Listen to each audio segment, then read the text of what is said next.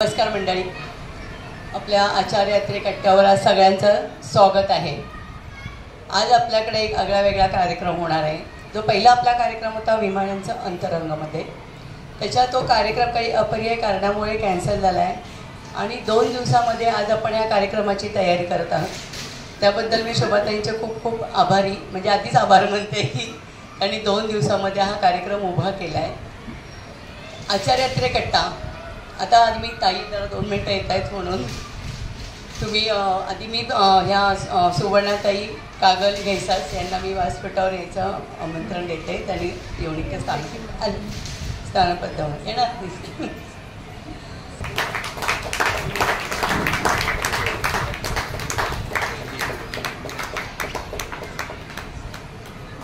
शोभाताई व्यासपीठावर या।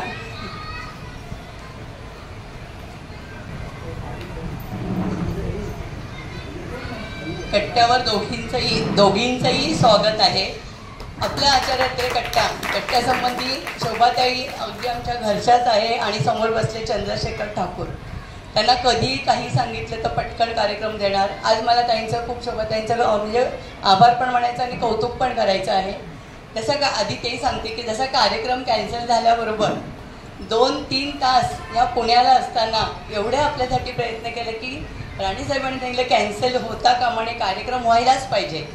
ताईंनी सगळीकडे फोन लावून आज आमचा योग होता या सुवर्णाताई कागल घैसास यांना ऐकण्याचा, म्हणून त्यांचं प्रथम आपण स्वागत करूया। सगळ्यांनी टाळ्या वाजवा।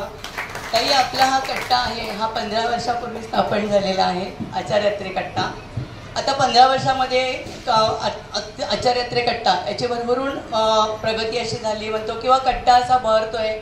वेगवेगळ्या प्रकारचे कार्यक्रम आपल्याकडे होत आहेत कट्ट्यावर। त्याच्यामध्ये आपण करमणुकीचे कार्यक्रम, प्रबोधन, नंतर सामाजिक बांधिलकी, कट्ट्या नुसतं असं कार्यक्रमच करत नाही तर इतरही गोष्टी त्याच्यामध्ये सामावून घेऊन कट्ट्याने असं एक मोठं व्यासपीठ तयार केलेलं आहे। आपल्या आचार्य यात्रे कट्ट्याची मला वाटतं खूप सगळीकडे असं नाव आहे असं मला तरी वाटतं, कारण आचार्य ह्या एरियामध्ये हा आचार्य यात्रे कट्टाच आमचा सध्या चालू आहे। भरपूर कट्टे बंद झालेले आहेत कार्यक्रम होत नसल्यामुळे। सामाजिक बांधिलकी म्हणून पण आम्ही काम करतो। विशाल परवडकर ताईंना माहितीच आहे, 40 मुलं सांभाळतो आहे, त्याला आम्ही आमच्या आचार्य यात्रे कट्ट्याच्या माध्यमातून मदत केलेली आहे। नंतर महाराष्ट्र हेल्पलाईन याच्यामध्ये मुलांना मदत करतो। त्याच्यानंतर हिंदळे राणीसाहेबांच्या गावी जाऊन तिथे आम्ही त्यांच्या शाळेत जे शिकले त्यांच्या शाळेत पण मुलांना मदत केलेली आहे। असे अनेक असे कार्यक्रम होत आहेत। नंतर आमच्या स्मरणिका पण आमच्या कट्ट्याने प्रकाशित केलेली आहे। तसेच आमच्या याच्यामध्ये भरपूर असे कलागुण असलेली मंडळी पण आहेत। त्यात आरतीताई दळवी आहेत, त्यांनी ताई उभ्या राहा, त्यांनी एक छान कविताचं पुस्तक त्यांचं आम्ही प्रकाशित केलेलं आहे। त्यांना म्हणजे असं लगेच कविता लिहायचं त्यांना खूप आवड आहे आणि आमच्या प्रत्येकावर त्यांनी अशा कविता लिहिलेल्या आहेत। तर हा कट्ट्याचं आणखी एक वैशिष्ट्य म्हणजे आमचा कट्टा वर्गणी असे घेत नाही, तर कट्टा हा उत्स्फूर्त असं मानधनावर हा कट्टा चालू आहे। सगळे कट्टेकरी मंडळी आणि त्याला अनुषंगाने असलेली मंडळी कट्ट्याला अगदी भरभरून देणगी देते आणि ह्या देणगीतून आमचा कट्टा उभा राहतोय कोणत्याही वर्गणी नसताना। त्यामुळे आम्ही देणगीदारांचे पण खूप आभारी आहोत। मी जास्त काय आता बोलणार नाही आहे, कारण मी ह्या ताईंची मुलाखत शोभाताई घेणार आहे आणि त्यांच्याकडे मी माईक सुपूर्द करते। आजच्या या प्रसन्न आणि रम्य वसंतातल्या संध्याकाळी आपल्या सगळ्यांच्या साक्षीनं एका कलासक्त व्यक्तिमत्वाशी गप्पा मारताना मला खूप आनंद होतोय। आणि सुवर्णात माझी पहिल्यापासूनची अनेक वर्षापासूनची मैत्रीण आहे, त्यामुळे मी काही त्यांना आहो नाही म्हणणार आहे। आम्ही दोघी एकमेकींना अगतुगच्या मैत्रिणी आहोत। आम्ही एकत्र कार्यक्रमही केलेले आहेत आणि काय म्हणायचं खूप आनंद घेतलेला आहे आणि तो आनंद आज तुमच्याबरोबर वाटून घेण्यासाठी आज आम्ही इथं आलेलो आहोत। आणि 2 वाक्य फक्त आत्रे कट्ट्याबद्दल बोलते की राणेकाका इथले अध्यक्ष सर्वा आणि त्यांची सगळे उजवे डावे आणि कुठची दिशा असेल तर ते हात आहेत सगळे, आणि ते सगळे हात सशक्त आणि मजबूत आहेत। आणि ज्यांनी मला पहिल्यांदा इथं येण्यासाठी ओळख करून दिली किंवा ते चंद्रशेखरजी ठाकूर अर्थतज्ञ त्यांनी मला इथं पहिल्यांदा ओळख करून दिली आणि मग मी इथं आल्यानंतर मला वाटतं इथे काहीतरी मॅग्नेट आहे, त्यामुळे त्या चुंबकत्वाच्यामुळे माझ्यातला काय म्हणायचं त्याला लोह सतत इथे मला यायला भाग पाडत असतं.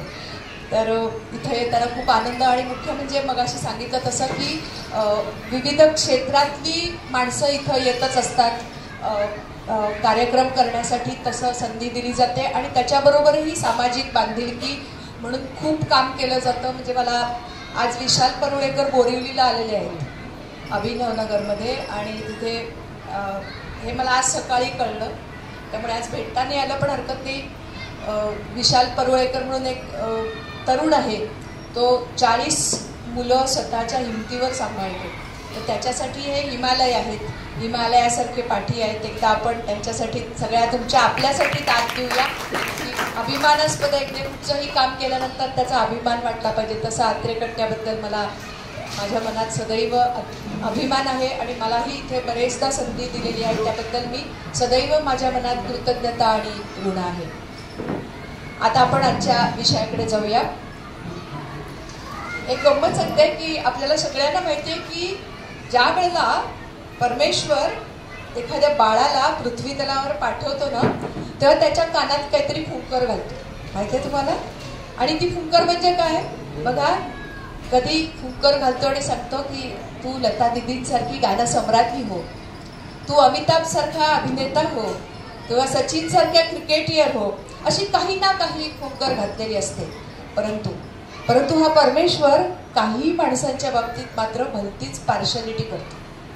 म्हणजे केवळ एक फुंकर मारतो आणि थांबतो असं नाही, तर बऱ्याच फुंकर मारतो, फुंकरी मारतो आणि बरं नुसत्या फुंकरी मारल्या आणि संपलं नाही, तर त्यातली प्रत्येक फुंकर ही तितकी सशक्त, रसदार, जोमदार आणि फलद्रूप असलेली अशी आहे.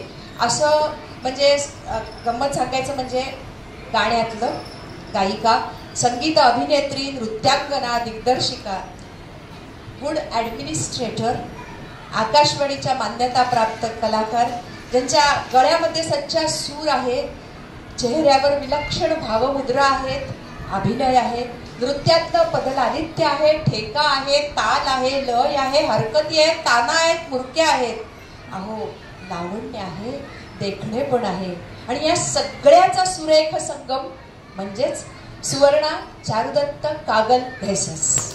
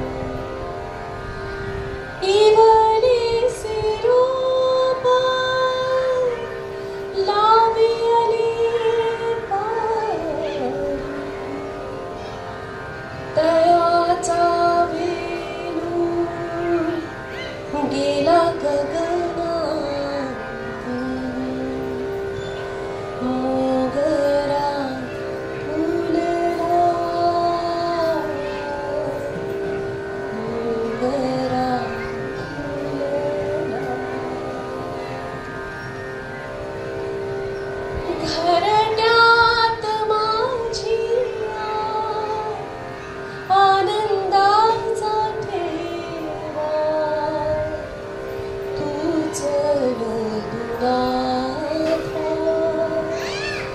सदा सोनावा घरट्यात माझ्या आनंदाचा ठेवा तोच यदुनाथा सदा सोनावा इतुकेच तुझ्यापाशी मी मागते गोड नामी तुझ्या रंगते.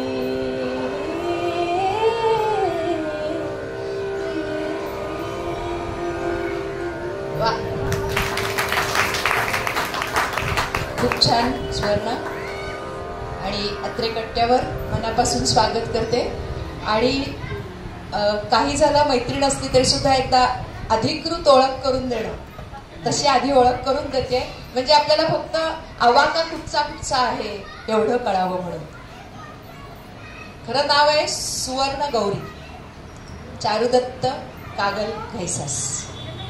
BCom मुंबई विद्यापीठ, BFA म्हणजेच bachelor of fine arts Mumbai विद्यापीठ, हिंदुस्थानी शास्त्रीय संगीत किराणा घराण्याचा अध्ययन केलेला आहे आणि त्यांचे गुरु आहेत फिरोज दस्तूर. कथ्थक नृत्य अलंकार भारतीय गांधर्व महाविद्यालयातून गुरु आहेत आशाताई जोगळेकर. हे मला बोलताना सुद्धा अंगावर रोमांच येतात सांगताना. सुमारे 28 वर्ष बृहन्मुंबई महानगरपालिकेच्या शिक्षण विभागाच्या संगीत विभागात त्या कार्यरत आणि 10 वर्ष संगीत अकादमीचं प्राचार्यपद त्यांनी भूषवलेलं आहे. Head of music department. संगीत क्षेत्रात मुंबई आकाशवाणीच्या मान्यताप्राप्त कलाकार.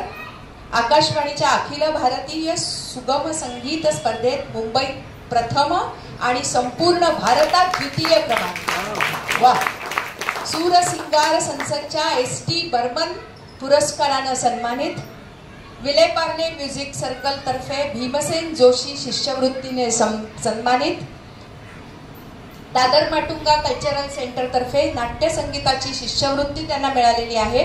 आकाशवाणी आणि दूरदर्शनच्या अनेक कार्यक्रमात त्यांचा लक्षणीय सहभाग होता.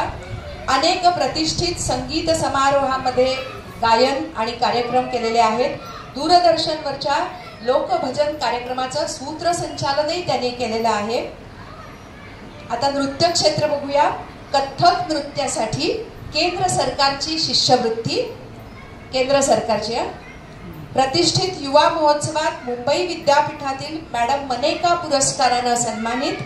स्वरसाधना प्रतिष्ठान अखिल भारतीय कथ्थक नृत्य स्पर्धेत ज्युनियर आणि सिनियर म्हणजे कनिष्ठ आणि वरिष्ठ या दोन्ही गटामध्ये प्रथम पुरस्कार.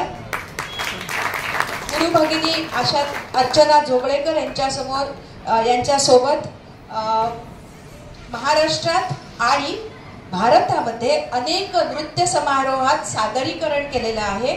अनेक शालेय आणि महाविद्यालयीन नृत्य कार्यक्रमांचं त्यांनी दिग्दर्शन केलेलं आहे. विविध संकल्पना घेऊन महानगरपालिकेच्या विद्यार्थ्यांसाठी अनेक वेळा नृत्य नाटिकांचं दिग्दर्शन आणि सर्वेसर्वा म्हणून काम केलेलं आहे.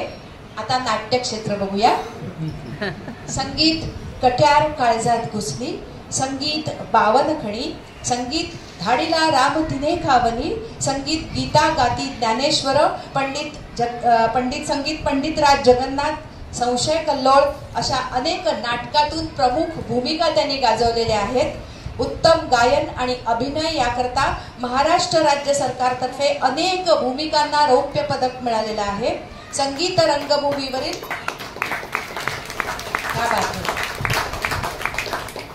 संगीत रंगभूमीवरील उत्कृष्ट अभिनेत्रीचा प्रतिष्ठित नाट्य दर्पण पुरस्कार 1994 साली माननीय अशोक कुमार अभिनेते यांच्या हस्ते मिळालेला आहे. अखिल भारतीय मराठी नाट्य परिषदेचा कैलासवासी मामा वरेरकर पुरस्कारानं सन्मानित. मुंबई मराठी साहित्य संघ नाट्य सेवा गौरव पुरस्कार. नटवर्य भालचंद्र पेंढारकर, अजित कडखडे, आशाताई खाडीलकर, पंडित रामदास कामत, विदुषी अर्चनाताई कान्हेरे, महेश काळे अशा दिग्गज कलाकारांसोबत नाट्य संगीताच्या मैफिलीत त्यांनी सादरीकरण केलेलं आहे. त्याशिवाय स्वतंत्र मैफिलीही करतात आणि ज्यांचं मार्गदर्शन मिळालेलं आहे त्यांची नावं सुद्धा आपण ऐकल्यानंतर आपला तोंडाचा चंबू नक्कीच होईल. नटश्रेष्ठ प्रभाकर पणशीकर, दाजी भाटवडेकर, जयंत सावरकर, अरविंद पिळगावकर, रजनीताई जोशी, शुभदाताई दादरकर. किती नावं सांगू, एकदा जोरदार दाद देऊया.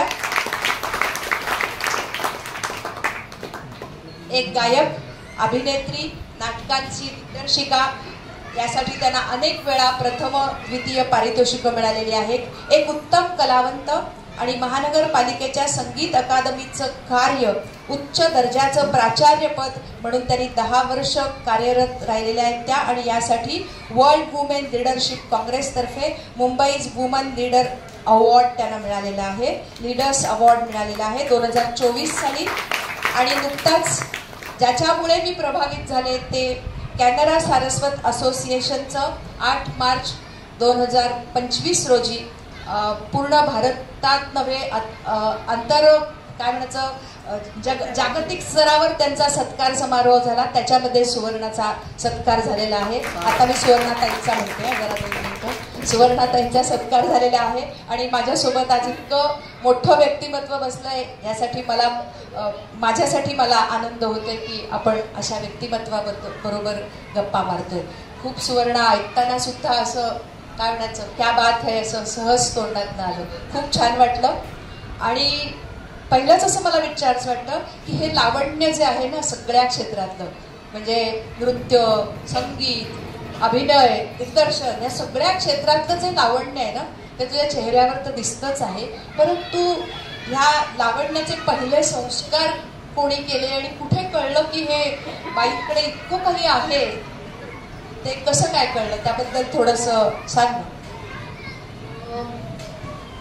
याचं सगळं श्रेय म्हणा किंवा ही सगळी जी पुण्याई आहे ती माझ्या आईवडिलांची आहे अर्थावा.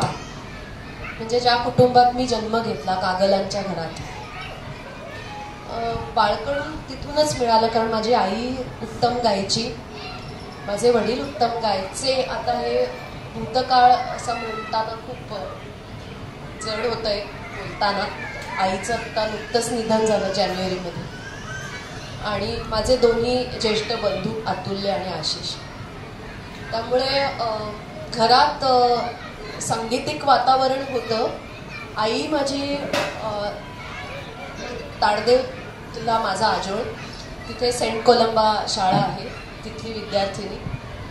पण तिच्याही गळ्यात सरस्वती, त्यामुळे शाळेत वगैरे विल्सन कॉलेज तिचं कॉलेज तिथे. त्याच्यानंतर आकाशवाणीला गंमत जम्मत ह्याच्यामध्ये तिचा सहभाग असायचा. कोकणी, मी आईकडनं कारवारी आहे, माझी मातृभाषा कारवारी आहे, कारवारी कोकणी. तर त्या कोकणी कार्यक्रमातनं नाटकातनं ती आकाशवाणीला तिचं ये जा असायची. तसेच माझे वडील सुद्धा विधिवत दोघांनी शिक्षण घेतलं नाही. भारती विद्याभवनला आई जायची काही काळ, तिथे CR व्यास, KG गिंडे असे सगळे ज्येष्ठ गुरुजन होते, तेव्हा काही काळ तिला तिथे जाण्याचा योग आला. पण ते एक हौशी आपण म्हणतो ना, तिथपर्यंतच झालं ते शिक्षण तिचं.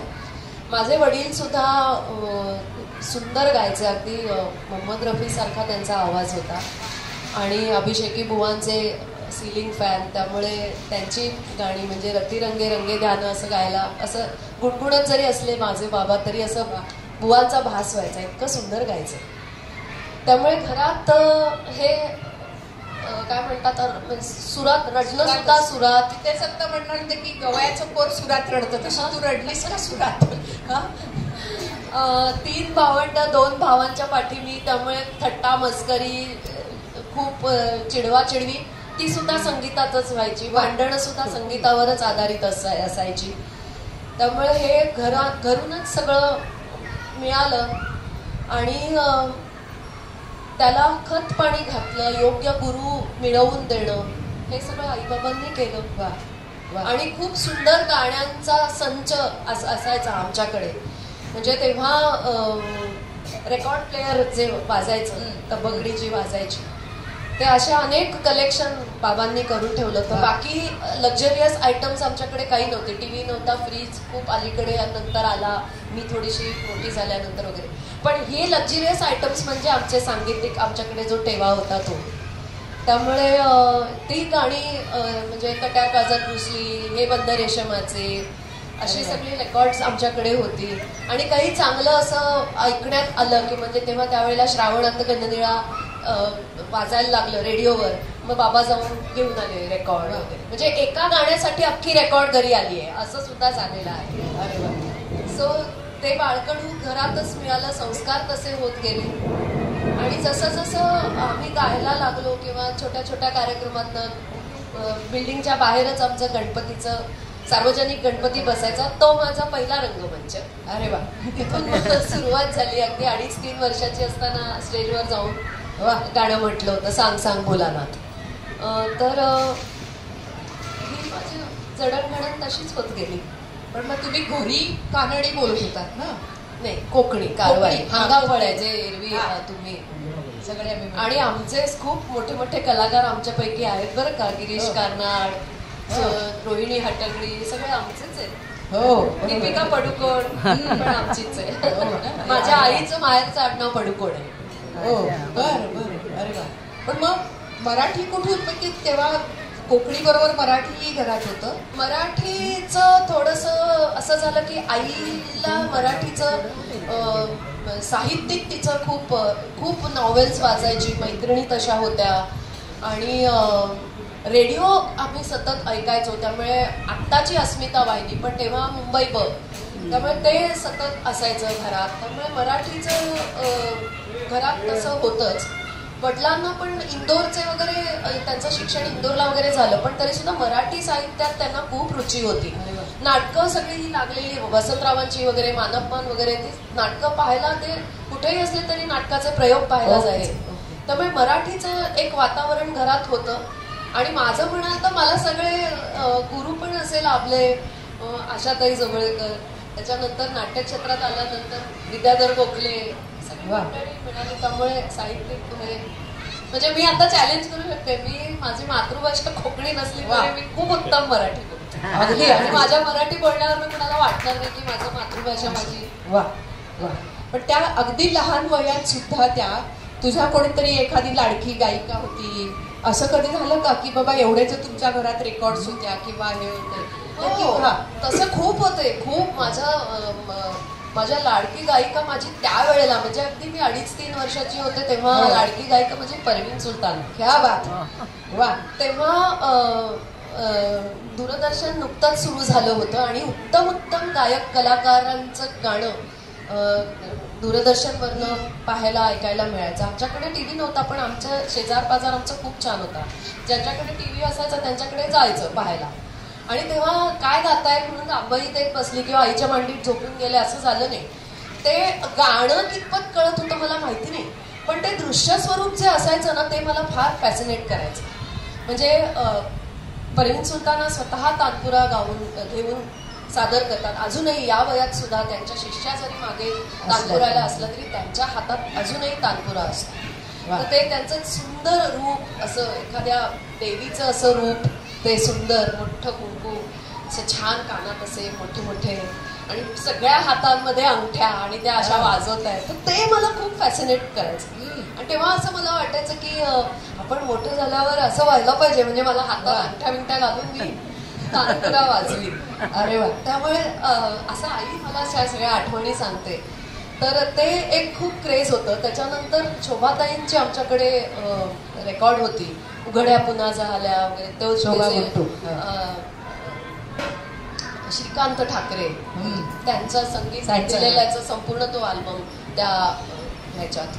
तर ते आमच्याकडे सतत वाजायचं. त्यामुळे ते गाणं असं, मग मी उगाचच कागद घेऊन असं, म्हणजे लिहिता वाचता येत नव्हतं, लहान होते, पण असं कागद समोर ठेवून गातात ते कुठेतरी पाहिलं होतं. त्यामुळे असं समोर ठेवून उघड्या पुन्हा असं गुणगुण ना जरा चालेल, आम्हाला ऐकायला आवडेल.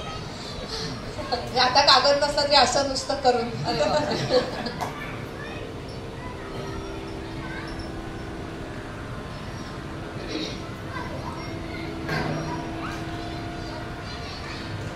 उघड्या झाल्या उघड्या पुन्हा झाल्या जखमा उराटल्या फुलवी तुझ्या स्मृतींच्या कलिका मनातल्या उघड्या पुन्हा झाल्या. वा वा. तो प्रसंग सांगा रस्त्यातनं जाताना.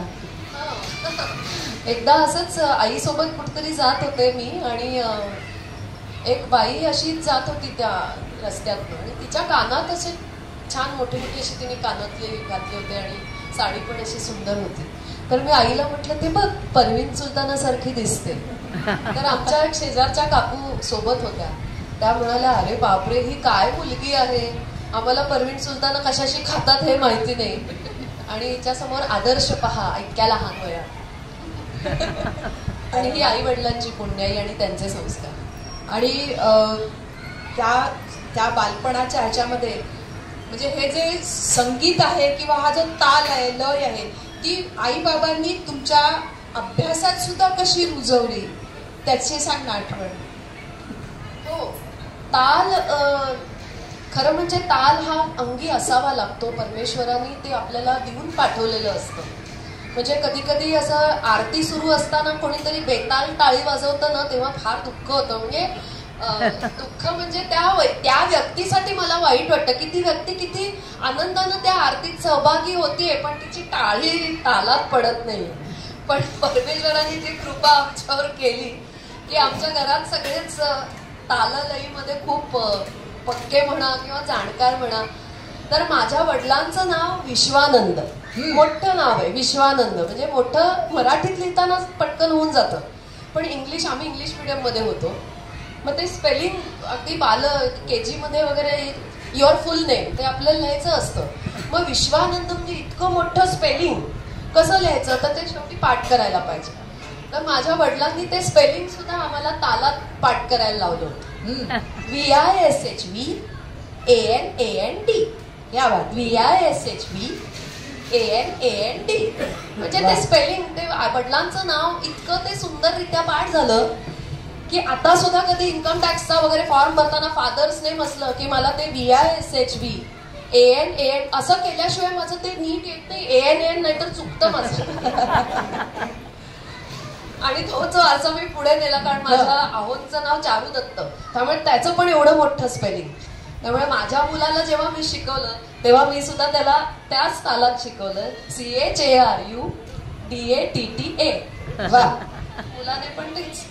मला वाटतं मी तेच काल हे बोलताना आम्हाला काल थोडा वेळ गप्पा मारल्या अशा निमित्तानं तेव्हा हे जेव्हा कळलं तेव्हा मी म्हटलं की इथल्या एकाला तरी आईला आजीला काकूला वाटलं पाहिजे की आपल्या पुढच्या पिढीला शिकवताना हे असं काहीतरी शिकवावं. आणि मोठं स्पेलिंगच शिकवायला पाहिजे असं नाही. आता माझं आडनाव घैसास आहे पण ते छोटं स्पेलिंग पण मी त्याला तालातच शिकवलं. GHAISAS GHAISAS. वा. दाद देऊया आपण याच्यासाठी. आणि म्हणजे मला आठवलं काय माहितीये का की टेनिसपटू कोण नाव बघूया नंतर कोण सांगायचं ते त्याला आईने पाळण्यात असताना तेव्हाच ठरवलं होतं की ह्याला हे टेनिसपटू करायचंय. आणि त्यावेळेला त्याने असा पाळण्यात असताना असा आवाज त्याने ऐकवला होता. मग ते बाळ असं एकदा इकडे बघे मग एकदा इकडे बघे इकडे बघे आणि इकडे बघे. म्हणजे त्या तेवढ्या कोवळ्या वयामध्ये त्याच्या मनात हे झालं की आपल्याला टेनिसपटू व्हायचं. म्हणजे मला बाबा आमट्यांचं ते वाक्य आठवतं की भान हरपून ध्येय ठेवा आणि बेभान होऊन ते पूर्ण करायचा प्रयत्न करा. याचं मला वाटतं बाळकडू प्रत्येक आईबाबांनी घेतलं तर मला वाटतं नक्कीच आपल्या मुलाचं भविष्य खूप उज्ज्वल आहे. मला या निमित्तानं त्याचं नाव लिअँडर पेस. मी आता ज्याचं उदाहरण सांगितलं ते. तर मला इथे एक असं विचारायचं वाटतं की एक काय म्हणायचं परिपूर्ण समृद्ध आई म्हणून की तुमच्याकडे भरपूर पैसे असले म्हणजे समृद्ध संस्कार किंवा समृद्ध आहात पालकत्व आहे का असं वाटतं का? नाही.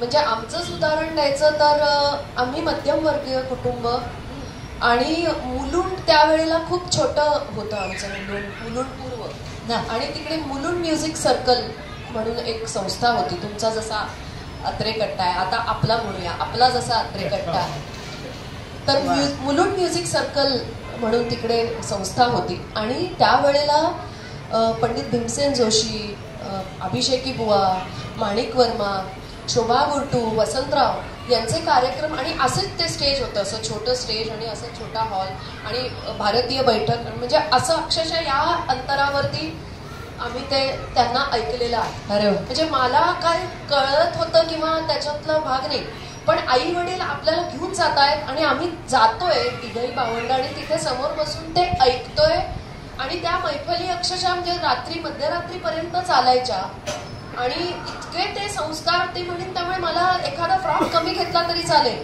पण हे असं जे काही ऐकवलंय ना आई वडिलांनी ते माझ्यासाठी खूप मोलाचं धन आहे. समृद्ध बालपण, अगदी खूप खूप समृद्ध आहे. ते तुझी आठवण सांग ना तुझ्या. मी 4 वर्षांची होते, नुकतंच शाळेत नाव घातलं होतं माझं, पण तेव्हा मला सिव्हिअर कावीळ झाली होती. जुलैची गोष्ट आहे आणि काहीतरी केक म्हणा किंवा मला रसमलाई फार आवडते म्हणून रसमलाई असं काहीतरी घरी त्या निमित्तानं आणलं जाईल. तर कावीळ तेव्हाच झाली वाढदिवसाच्या वेळेला. तर आईने मला असं समजावून सांगितलं, हे पा तुला आता पथ्याचं आहे सगळं, तर आपल्याला हे सगळं काहीच आणता येणार नाही. आणि आईने सुद्धा माझ्याबरोबर जितके दिवस मला पथ्य होतं तिने सुद्धा माझ्यासोबत पथ्याचंच ती जेवली. पानात तिच्याही पानात तेच होतं जे माझ्या पानात होतं, ते मला अजूनही आठवतं. तर ती म्हणजे हे काही आपल्याला आता आणता येणार नाही, तर तुला काय हवंय, तुला काय आणायचं. तर मी म्हटलं की मला विहीणबाईची रेकॉर्ड आण. विहीणबाई गाणं तेव्हा सुषमा श्रेष्ठ, श्रीनिवास कळे यांचं ते अल्बम आलं होतं विहीणबाई विहीणबाई, आणि ते रेडिओला लागायचं आणि आमच्याकडे 24 तास रेडिओ चालू असायचा. तर ते गाणं इतकं मनात बसलं होतं माझ्या की मी म्हटलं की मला विहीणबाईची रेकॉर्ड पाहिजे.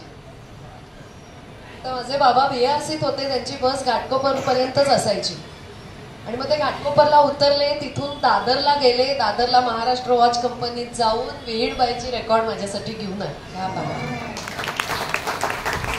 म्हणजे नेहमी असं मला नेहमी वाटत असतं की कोणाच्याही कडून जे गदिमा जसं म्हणतात मिळेल तिथून घेऊन विद्या, बिनभिंतीची उघडी शाळा, त्या कवितेत ते असं म्हटलं आहे की जिथून जिथून आपल्याला विद्या मिळते. तसं आज तुझ्याकडनं हे ऐकताना असं वाटतं की आई बाबा कसे असावे, तर असे संस्कार करणारे नक्कीच असावेत, नाही का.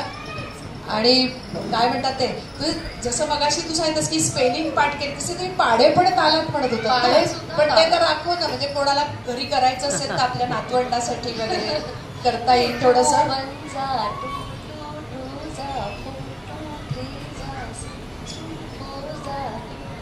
क्या बात है, क्या बात है, क्या बात है. वाह वाह वाह. 2 त्यांचा 20 20 20 म्हणजे त्याची तिहाई केली तिकडे. हा अरे वा. त्याच्यात तो पाडा तिथे संपला. तेव्हा कळत नव्हतं कुठपर्यंत जायचं. एका स्टेजला संपतो पाडा आमच्यासाठी त्यावेळी, नंतर मग आपण कुठपर्यंत जातो, पण ज्युनियर सिनियर केजी मध्ये तिथपर्यंतच पाडा संपायचा. मग तो कुठे संपतो ते कळण्यासाठी ती 20-20ची तिहाई असं बाबांनी करून दिली. म्हणजे तिथे संपला, आता पुढे जायचं, मग 3चा पाडा. वा. या बालपणाच्या टप्प्यातनं आता आपण पुढे जरा जातोय, तर त्याच्यावर एखादं छानसं छोटंसं काहीतरी भुलं गे की काय म्हणतो, काहीतरी एक छोटंसं बुडबुड आवडेल ऐकायला.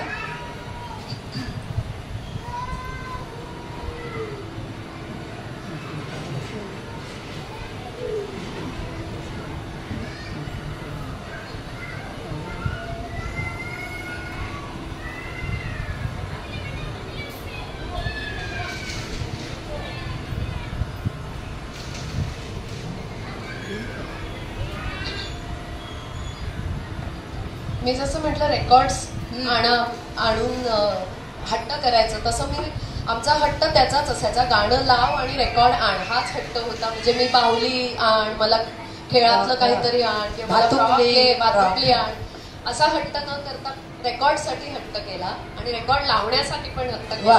म्हणजे मी जे रेकॉर्ड मी सारखं लावायची ते म्हणजे अभिमान चित्रपट तेव्हा आला होता आणि नदिया किनारे जे गाणं आहे त्याच्यातलं ते मला फार आवडायचं. तर माझं बोबडी होते थोडीशी, येतोच लाई असं म्हणायचे. रेकॉर्ड लाई म्हणजे रेकॉर्ड लाव, आमच्या भाषेत येतोच लाई असं मी सांगायचं. तेच गाणं म्हणून टाक. क्या बात आहे, ऐकू वा.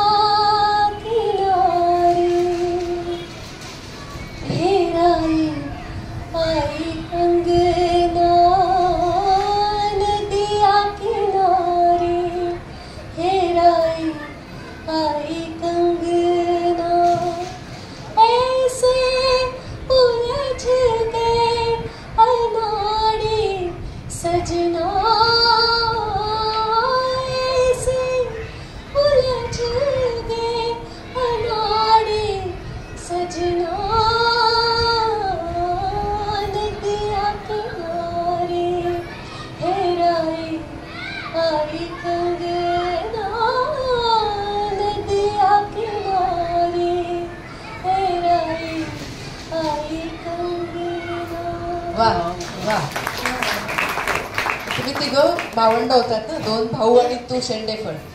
भांडलात किती कधी? भांडलात मग ते पण सुरात बिरात की काय? हो, आमची भांडणं म्हणजे आर्ग्युमेंट्स हे गाण्याशी संबंधितच असायचं. हे गाणं असं होतं नाही, हा शब्द असा होता नाही, तू चुकीचं नाही, मी बरोबर म्हणतेय असं. किंवा मी एखादं गाणं म्हणतेय तर ते कसं चुकवायचं मला मुद्दामून. ते गाणं होतं मी मगाशी. विहीणबाई उठा आता उठा, विहीणबाई उठा, भातुकलीचा सारा तुम्ही केला चट्टा पट्टा, आता उठा. हे संपल्यानंतर परत विहीणबाई, तो जो पुन्हा स्वर लागायचा तो माझा चुकायचा.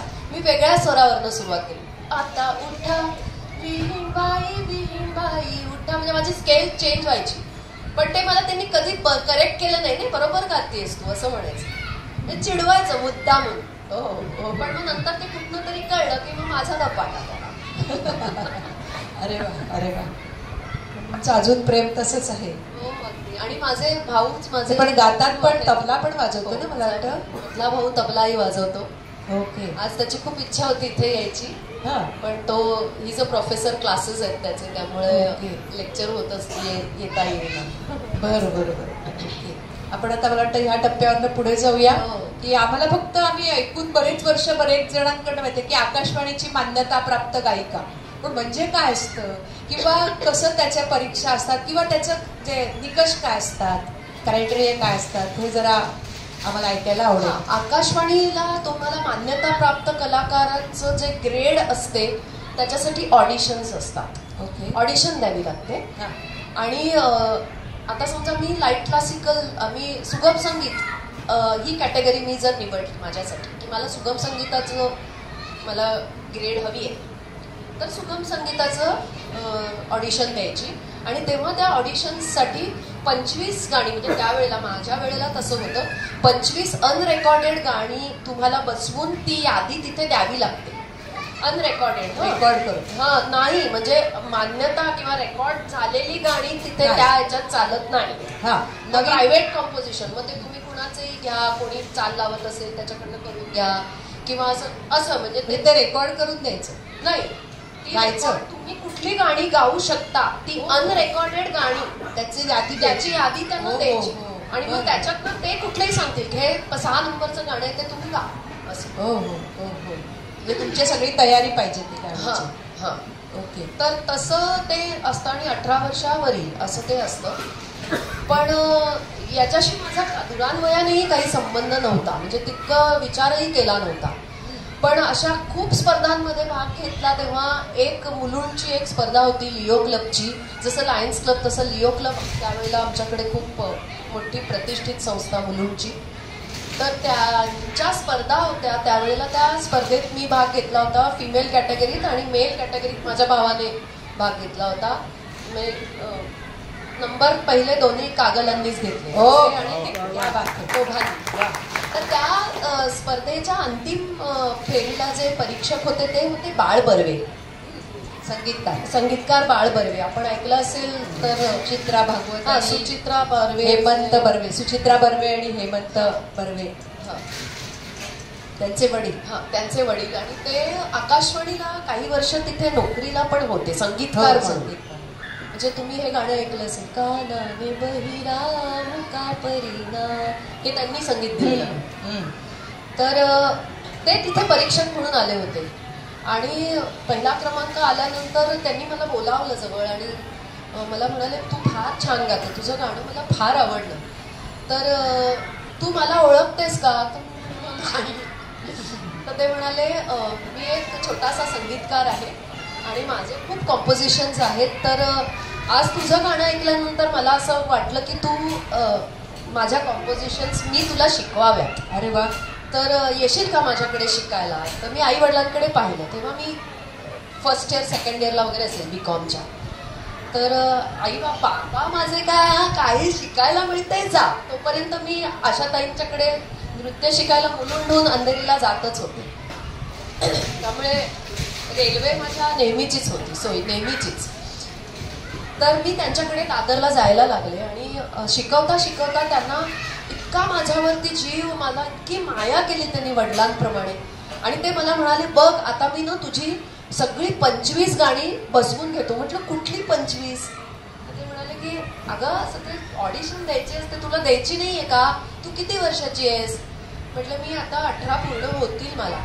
होतील ना, मग तुला लगेच तू देऊन टाक ऑडिशन. मला म्हणाले तुझी सगळी 25 गाणी मी बसवून घेतो तुझी.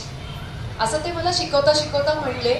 पण अनफॉर्च्युनेटली माझं त्यांचं काय म्हणतात ते गेल्या जन्मीचं काही आमचं राहिलं होतं मला वाटतं. ते तेवढ्यापुरतं पूर्ण होण्यासाठीच आमचं तो भेट झाली किंवा म्हणा संघर्षण होतं. अचानक त्यांना सिव्हिअर अटॅकनी ते गेले.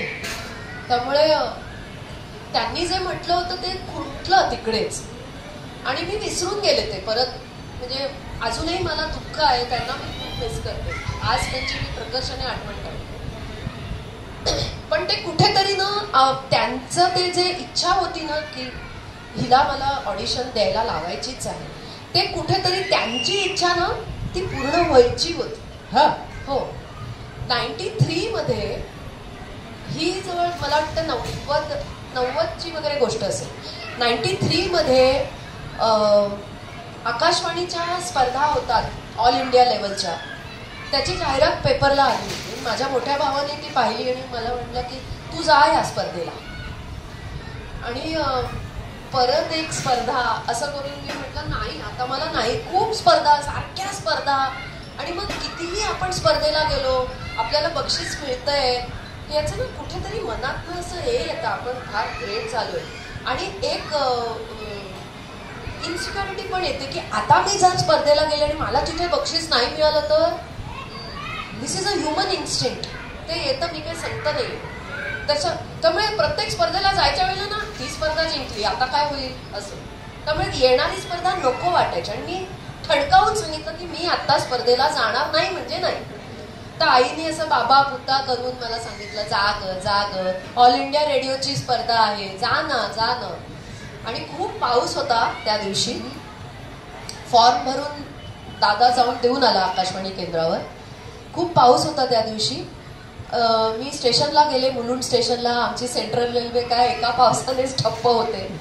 गाड्यांचा खूप गोंधळ होता. म्हटलं वा किती छान, गाड्यांचा गोंधळ आहे, मी गाडी नाहीये म्हणून सांगते आणि घरी जाते. 2 गाड्या मला चढायला नाही मिळाल्या. आता म्हटलं ही 3री गाडी, आता तर मी काही फार त्याच्यात नाही, मी जाईन घरी. आणि मला हे छान कारण आहे सांगायला घरी की गाडी नाहीये. पण ती गाडी मोकळी आली. अरे ठाण्याहूनच आली, मोकळी आली. त्यामुळे इतकं काही मी आईबाबांना फसवू शकत नव्हते. मी चढले आणि गेले चर्चगेटला उतरून आकाशवाणी केंद्रावर पहिला पाऊल टाकलं. स्पर्धक पहिलं पाऊल टाकलं स्पर्धक म्हणून.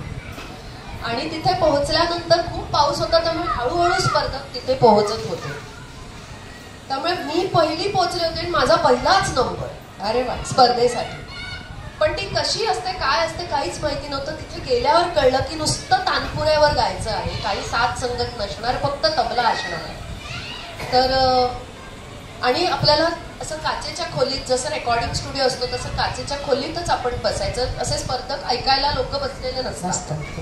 आपण गातो, परीक्षक कुठे बसलेले असतात माहित नाही, त्यांना आपण गायलेलं ऐकू जातं, त्यांनी आपल्याला पाहिलेलं नसतं, आपण त्यांना पाहिलेलं नसतं. अशी ती स्पर्धा आणि माझाच पहिला नंबर. त्यामुळे आधीच्या स्पर्धकाला काय रे कसं झालं, काय विचारलं तुला, हे काहीच सोर्स नव्हतं. पहिला माझाच नंबर होता. मी गायले आणि तिथे दीपक नेरुरकर तबल्याला होते.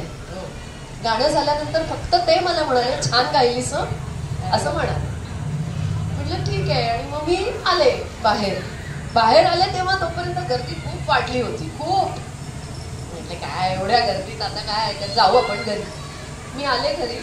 कसं झालं गाणं विचारलं, छान झालं असं सांगितलं घरात. एरवी आपल्याला स्पर्धा झाल्यावर लगेच निकाल कळतो ना, तिथे तसा सोर्स नव्हता. त्यामुळे मी खुशीत होते की आपल्याला निकाल पटकन कळणार नाहीये. पण 3-4 दिवसात टेलिग्राम आलं, लाल रंगाचं टेलिग्राम. त्याच्यात congratulations, you are winner from the Mumbai. हो वा. मुंबई स्टेशन म्हणजे संपूर्ण मुंबई. आणि एकच निवडला जातो, कारण ही ऑल इंडिया लेवलची स्पर्धा आहे. त्यामुळे एकच स्पर्धक निवडला जातो. आणि मग पुढे आणखीन चॅलेंजिंग होतं, कारण मुंबईमधनं मी पहिली आले होते. तर आता पुढे कसं होतं तर 4 गाण्यांचं रेकॉर्डिंग झालं. 4 गाण्यांचं विधिवत रेकॉर्डिंग, पण ते सुद्धा नुसतं तानपुरा आणि तबला. पण रेकॉर्डिंग आकाशवाणीवरच झालं.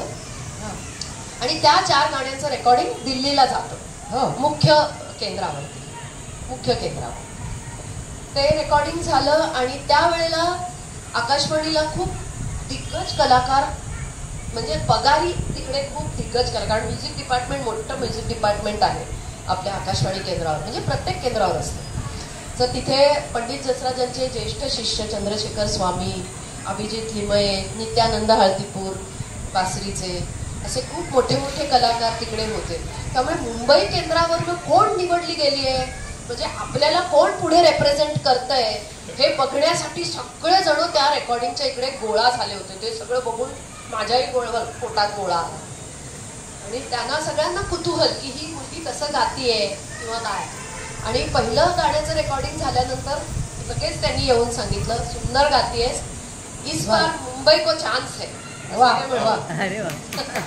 कारण त्यांच्या सगळ्या स्टेशन्स मध्ये पण खूप चुरस असते, किती स्टेशन्सना किती पारितोषिकं मिळाली आहे. आणि कॅटेगरीज खूप असतात, म्हणजे सुगमची कॅटेगरी असते, लाईट क्लासिकलची असते, क्लासिकलची असते, म्हणजे हे सगळं गायन झालं. त्याच्यानंतर इन्स्ट्रुमेंटल आहे, त्याच्यात सतार, हार्मोनियम, तबला, मग कर्नाटकी संगीत, त्याच्यामध्ये कॅटेगरीज, अशा खूप कॅटेगरीजच्या स्पर्धा असतात. तर माझं कॅटेगरी ती सुगम. तर त्या 4 गाण्याचं रेकॉर्डिंग होऊन ते दिल्लीला गेलं. आणि पुन्हा एकदा माझ्या गुरूंची पुण्याई आणि बाळ बर्वेंची पुण्याई की मला पण तो किस्सा सांग ना, कसं ते कळला तुमचा तिथे तो निकाल ना. एक मोठी गंमत आहे. आमच्याकडे 86 साली टीव्ही आला बरं का. आणि काही कारणाने आमचा टीव्ही तेव्हा बिघडला होता. टीव्ही बिघडला त्यामुळे आता कसं पटकन मेकॅनिकला बोलवलं, दुरुस्त झाला, असं नव्हतं ना तेव्हा. किती तो बिघडलेला तसाच पडलेला असायचा. त्यामुळे पुन्हा आमची भिस्त त्या रेडिओवर. तर 7 वाजता प्रादेशिक बातम्या लागतात रेडिओला. तर तो रेडिओ लावला होता. बाबा नुकतेच ऑफिसमधनं आले होते. चहा घेता घेता रेडिओ बातम्या ऐकत होते. आणि सगळ्या बातम्या होत होत्या. आणि मग आकाशवाणीने भरवलेल्या आंतरराष्ट्रीय संगीताच्या विविध स्पर्धा, संगीत स्पर्धा 1993 चा निकाल जाहीर झालेला आहे. आणि मुंबईला इतकी पारितोषिकं आहेत. त्यामध्ये सुगम संगीतामध्ये संपूर्ण भारतातून 2य क्रमांक सुवर्णा कागल. वा वा वा, काय बात. हे रेडिओवर वडिलांनी आणि सगळ्यांनी ऐकलं. म्हणजे हा किती कसला योग होता, सुवर्ण योग होता मला माहिती नाही. एरवी आपण टीव्हीवरच्या बातम्या पाहिल्या असत्या सह्याद्रीवरच्या, पण मुलीचं नाव रेडिओवरनं ऐकायची पहिलीच वेळ जी आली आई वडिलांना ती अशी आहे.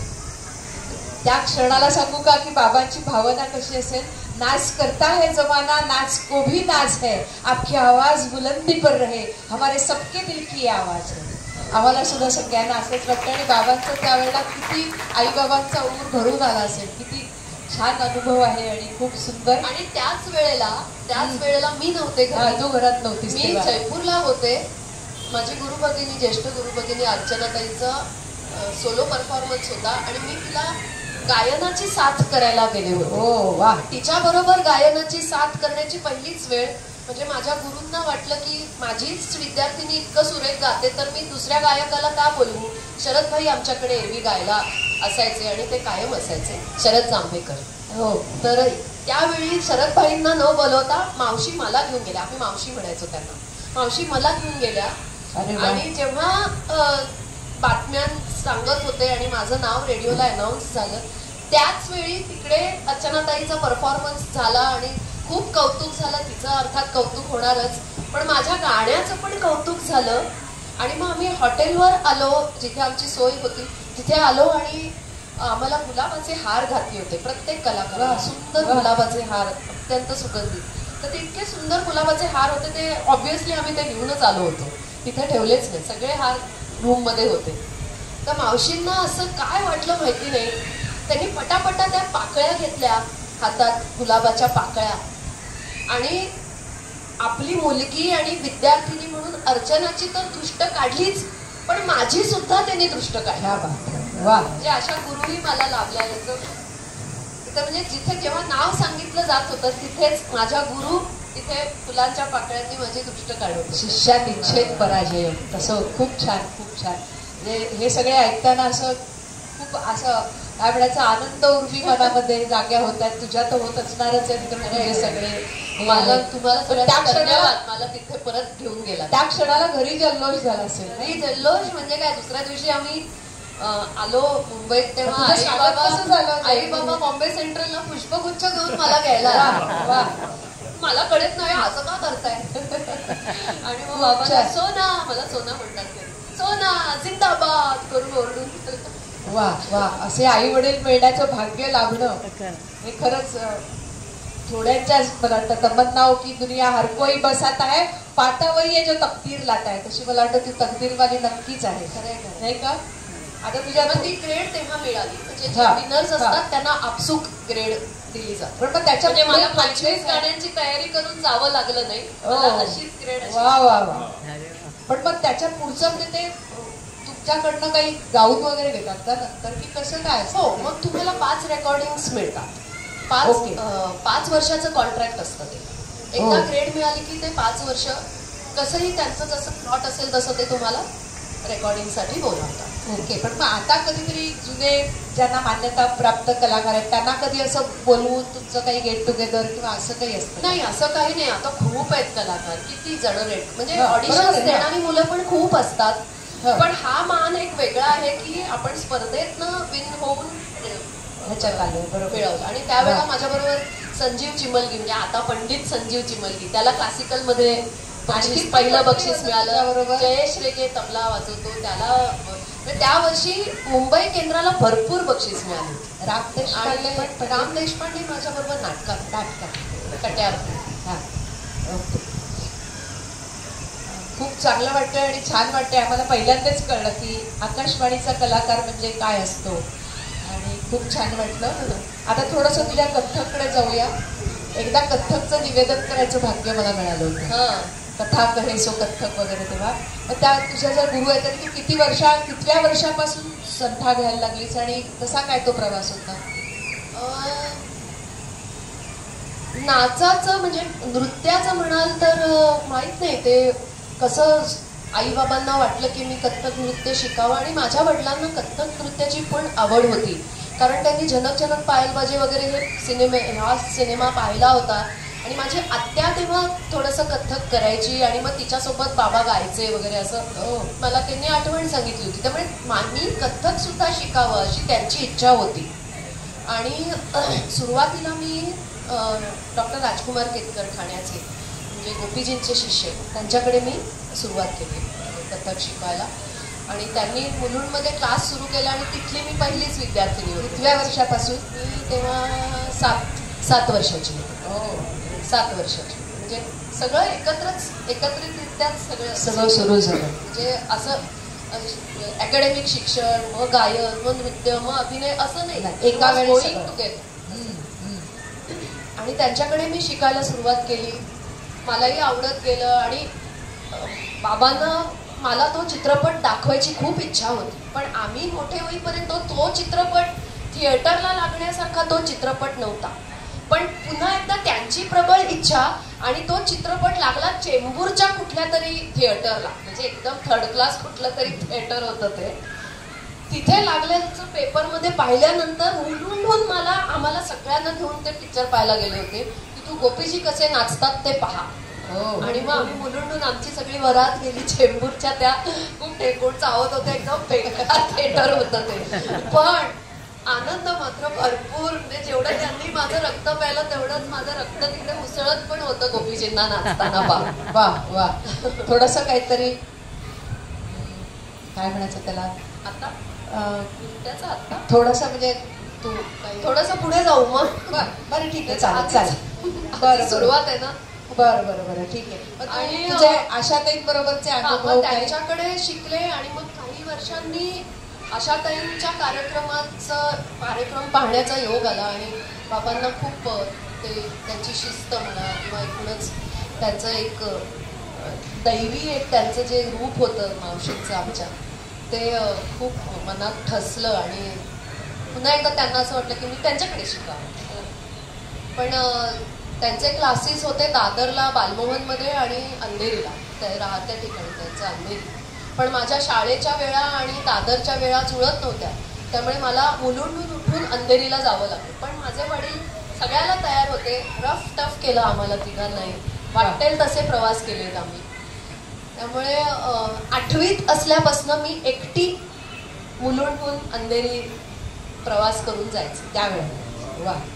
8वीत होते. एवढा मुलावर काय म्हणायचं विश्वास. तेव्हा काही फोन नाही, कुठे पोहोचलीस, मग गाडी घेतली का, काही नाही.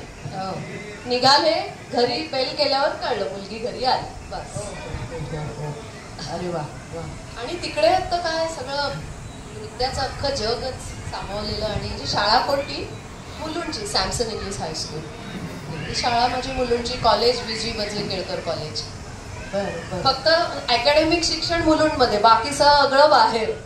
म्हणजे रजनीताई म्हणायच्या, रजनी जोशी संगीत रंगभूमीवरील ज्येष्ठ अभिनेत्री, गायक अभिनेत्री, त्या नेहमी म्हणायच्या सुवर्णाचा पत्ता कुठला, तर कुठली तरी रेल्वे लोकल असं म्हणायचं त्यांच्याकडे. त्यामुळे माझं शिक्षण त्याला एक गती मिळाली, एक दिशा मिळाली आणि खूप समृद्ध असं ते. आणि पूर्ण सर्वांगीण विकास एका मुलीचा कसा होतो, म्हणजे आई करतेच संस्कार आपल्यावर, पण मावशींनी पण जे संस्कार केलेत, म्हणजे थोडक्यात सांगते, चपला काढताना सुद्धा त्या ओळीनेच काढायच्या,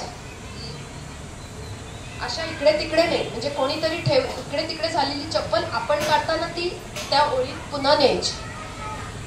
म्हणजे इतकी शिस्त, म्हणजे ती शिस्त इतकी आहे की ती आता मला, म्हणजे माझ्या शेवटापर्यंत ती शिस्त, म्हणजे आता कुठल्या देवळात जरी गेले तरी मला अस्वस्थ होते मी अशा विखुरलेल्या चपला बांधल्या. बरोबर. म्हणजे आमच्या अकॅडमीत मी जेव्हा काम केलं काही असायचं तेव्हा सगळ्या शिक्षकांना माहिती होतं की मॅडमना चपला अशा कशा तरी काढलेल्या चालत नाही. मग मी येणार म्हटल्यानंतर कोणीतरी उठून पटकन चपला, इतकी शिस्त. ते दोघी तिघी आहेत महानगरपालिकेच्या पाठच्या. आणि मुलगी आहे म्हटल्यानंतर फक्त कलेलाच सगळं वाहून नाही घ्यायचं, तू घर पण तसंच सांभाळायचं, लग्न झाल्यानंतर सासरच्यांचं पण तेवढंच करायचं, सणवार पण तेवढेच करायचे, सगळं करूनच कलेबरोबर सगळं करायचं, हे संस्कार त्यांनी केले. तुमच्या शिक्षणाला पण तेवढंच महत्व, सगळं ते इतकं त्यांचं जे संस्कार चेटोळ्यातनंच आम्हाला कळायचं की मावशींना काय सांगायचं. ज्या गुरूंच्या आठवणी, एखादा प्रसंग किंवा त्यांच्याकडे काही दैवी हे होतं, कला होती, तर काही एखादी अशी आठवण आहे का की जी सांगावीशी वाटते? असं पर्टिक्युलर असं नाही, रोजच्याच ह्याच्यामध्ये जे काही आपल्याला शिस्त आणि कारण सांगितलेलं त्यांना चालायचं नाही. म्हणजे आज मला बरं नाहीये, मी नाचू का नको, म्हणजे एकदा कळलं ना त्यांना हे आवडत नाही, मग आम्ही कधीही कारणं सांगितली नाही. किंवा माझी 10वी हल्ली फार असतं, 10वीचं वर्ष आहे म्हणून आम्ही काही सोडून दिलं सगळं, असं नाही. म्हणजे मी मार्च पर्यंत क्लासला जायचे, म्हणजे मावशी अगं तुझी 10वीची परीक्षा आहे ना, आता येऊ नकोस क्लासला, असं मावशीच सांगायच्या. पण तेवढाच त्या जागरूक व्यवस्थित अभ्यास तोही करतेस ना, असं म्हटलं ना. म्हणजे मावशी म्हणजे सर्वांगीण विकास, फक्त नृत्य तर आहेच, ही दृष्टी दिलीच आहे त्यांनी. वा वा, त्या स्वतः शिकवायच्या स्वतः. वा, किती भाग्यवान आहे ना, असं प्रत्येकाला मिळावं भाग्य, नाही का? आणि मी गाते म्हटल्यानंतर त्यांना विशेष आनंद, त्यामुळे मग मुलींच्या बरोबर गायला सुद्धा मला त्या बसवायच्या. अरे वा, कुठे कुठे कार्यक्रम केले? खूप ठिकाणी केलेत, खूप. गोव्यात तर आमचे खूप झालेत कार्यक्रम. तिथे सी फूड फेस्टिवल व्हायचं मिरामार बीचला, त्याच्यानंतर गोवाची कला अकादमी आहे तिकडे झाला, पाटण्याला झाला आमचा कार्यक्रम, दिल्लीला झाला, इथे पण खूप ठिकाणी झाले, खूप ठिकाणी झाले. त्या पण गायच्या, त्या पण नृत्य करायच्या? त्याही त्या नाही नृत्य करायच्या, त्या फक्त आम्हाला शिकवतानाच फक्त. ओके. अर्चनाताई असायच्या. अर्चनाताईंबरोबर कुठे कुठे केले? खूपदा बघाशी संपूर्ण भारत बरेच अजूनही संपर्कात आहेत? हो हो. अरे वा. ते अमेरिकेला आहे, इथे आलं की आमचं बोलणं वगैरे होतं, काही रेकॉर्डिंग आम्ही करतो एकत्र. आठवणीतला एखादा प्रसंग आठवतो का की बाबा जो सांगावा असा? असं नाही. Okay okay. काही थोडंसं आपल्या सोबत असणं हेच माझ्यासाठी खूप आहे, खूप आहे. किती वर्ष झाली? मी 84 पासून त्यांच्याशी जो माझा संबंध आला तो अजूनही आहे, असंच मी म्हणेन. त्या आता नाही आहेत, पण किती वर्ष शिक्षण घेतलं? शिक्षण मी अलंकार 95 साली अलंकार झाले. ओके. किती वर्ष पडतरी अध्ययन किती वर्ष झाले? 84 पासून सुरुवात माझी 11 वर्ष. 81 पासून वगैरे सुरुवात झाली नृत्य शिकायला. एक तप झालं. हा. वा वा, खूप छान. वा, थोडंसं काही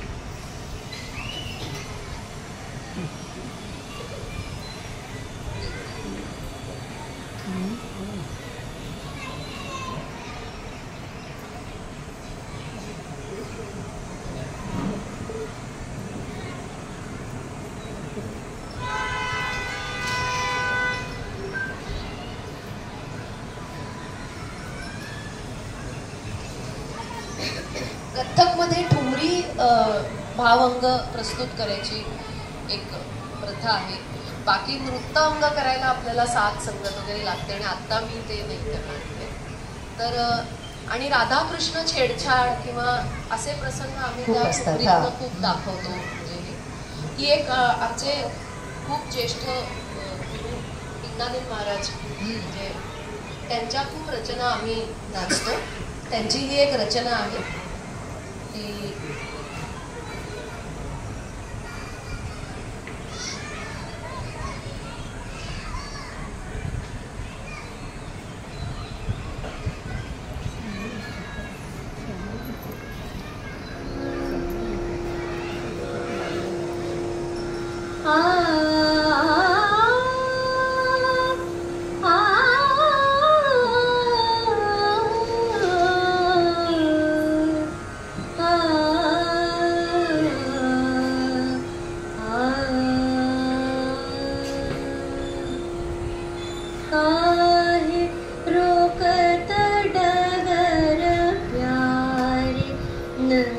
नंदलाल मेरे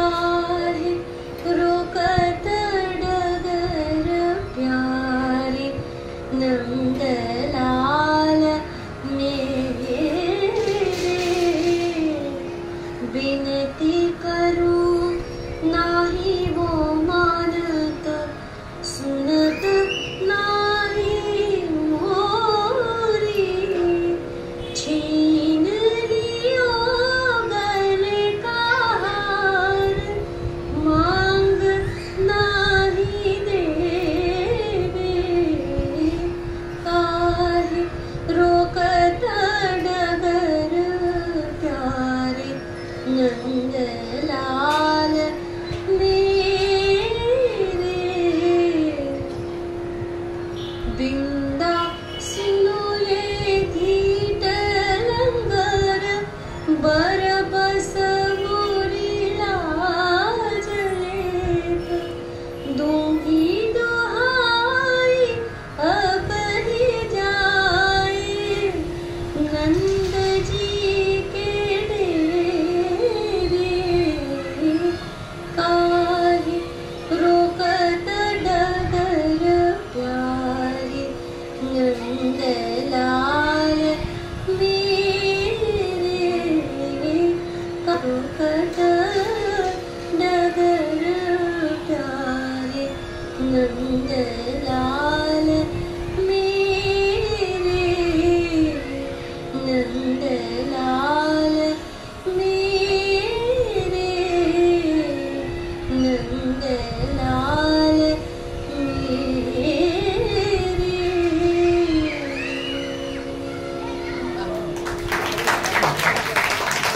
मस्त खूप छान. नकळत मला शांताबाईंचे शब्द आठवले. मी मोहून गेले मंजुळ मुरली स्वने. स्वना म्हणजे आवाज. मी मोहून गेले मंजुळ मुरली स्वने ऐकता अचानक झिमझिमले चांदणे भर दिसा तनूवर झिमझिमले चांदणे. मला वाटतं प्रत्यक्ष केलं असतं तर अधिक आनंद झाला असता, पण तरी सुद्धा आपल्या भर दिसा तनूवर झिमझिमले चांदणे. मला वाटतं चांदणं झिमझिमण्याचा अनुभव आपण सगळ्यांनी घेतला. खूप खूप छान. आपण आता नाटकाकडे जाऊया, कारण अजून बराच पल्ला आहे आपला. कट्यारमधली झरीना, किंवा धाडीला राम तिने कावनी मधली सीता. आठवणी थोड्याशा काहीतरी कोणाबरोबर काम केलं किंवा कोणती नाटकं.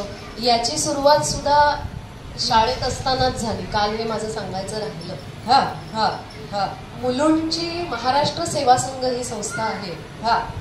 तिथे सुद्धा छान छान उपक्रम होत असतात आणि त्यांच्या संस्थेतर्फे सुद्धा संगीत नाटक बसवलं जातं. तर 86 साली 1986 तेव्हा होनाजी बाळा नाटक तिकडे बसवायला घेतलं गेलं आणि तिथल्या ओळखीच्या त्या नाटकात एक भूमिका करणाऱ्या होत्या. त्या आम्हाला ओळखत होत्या.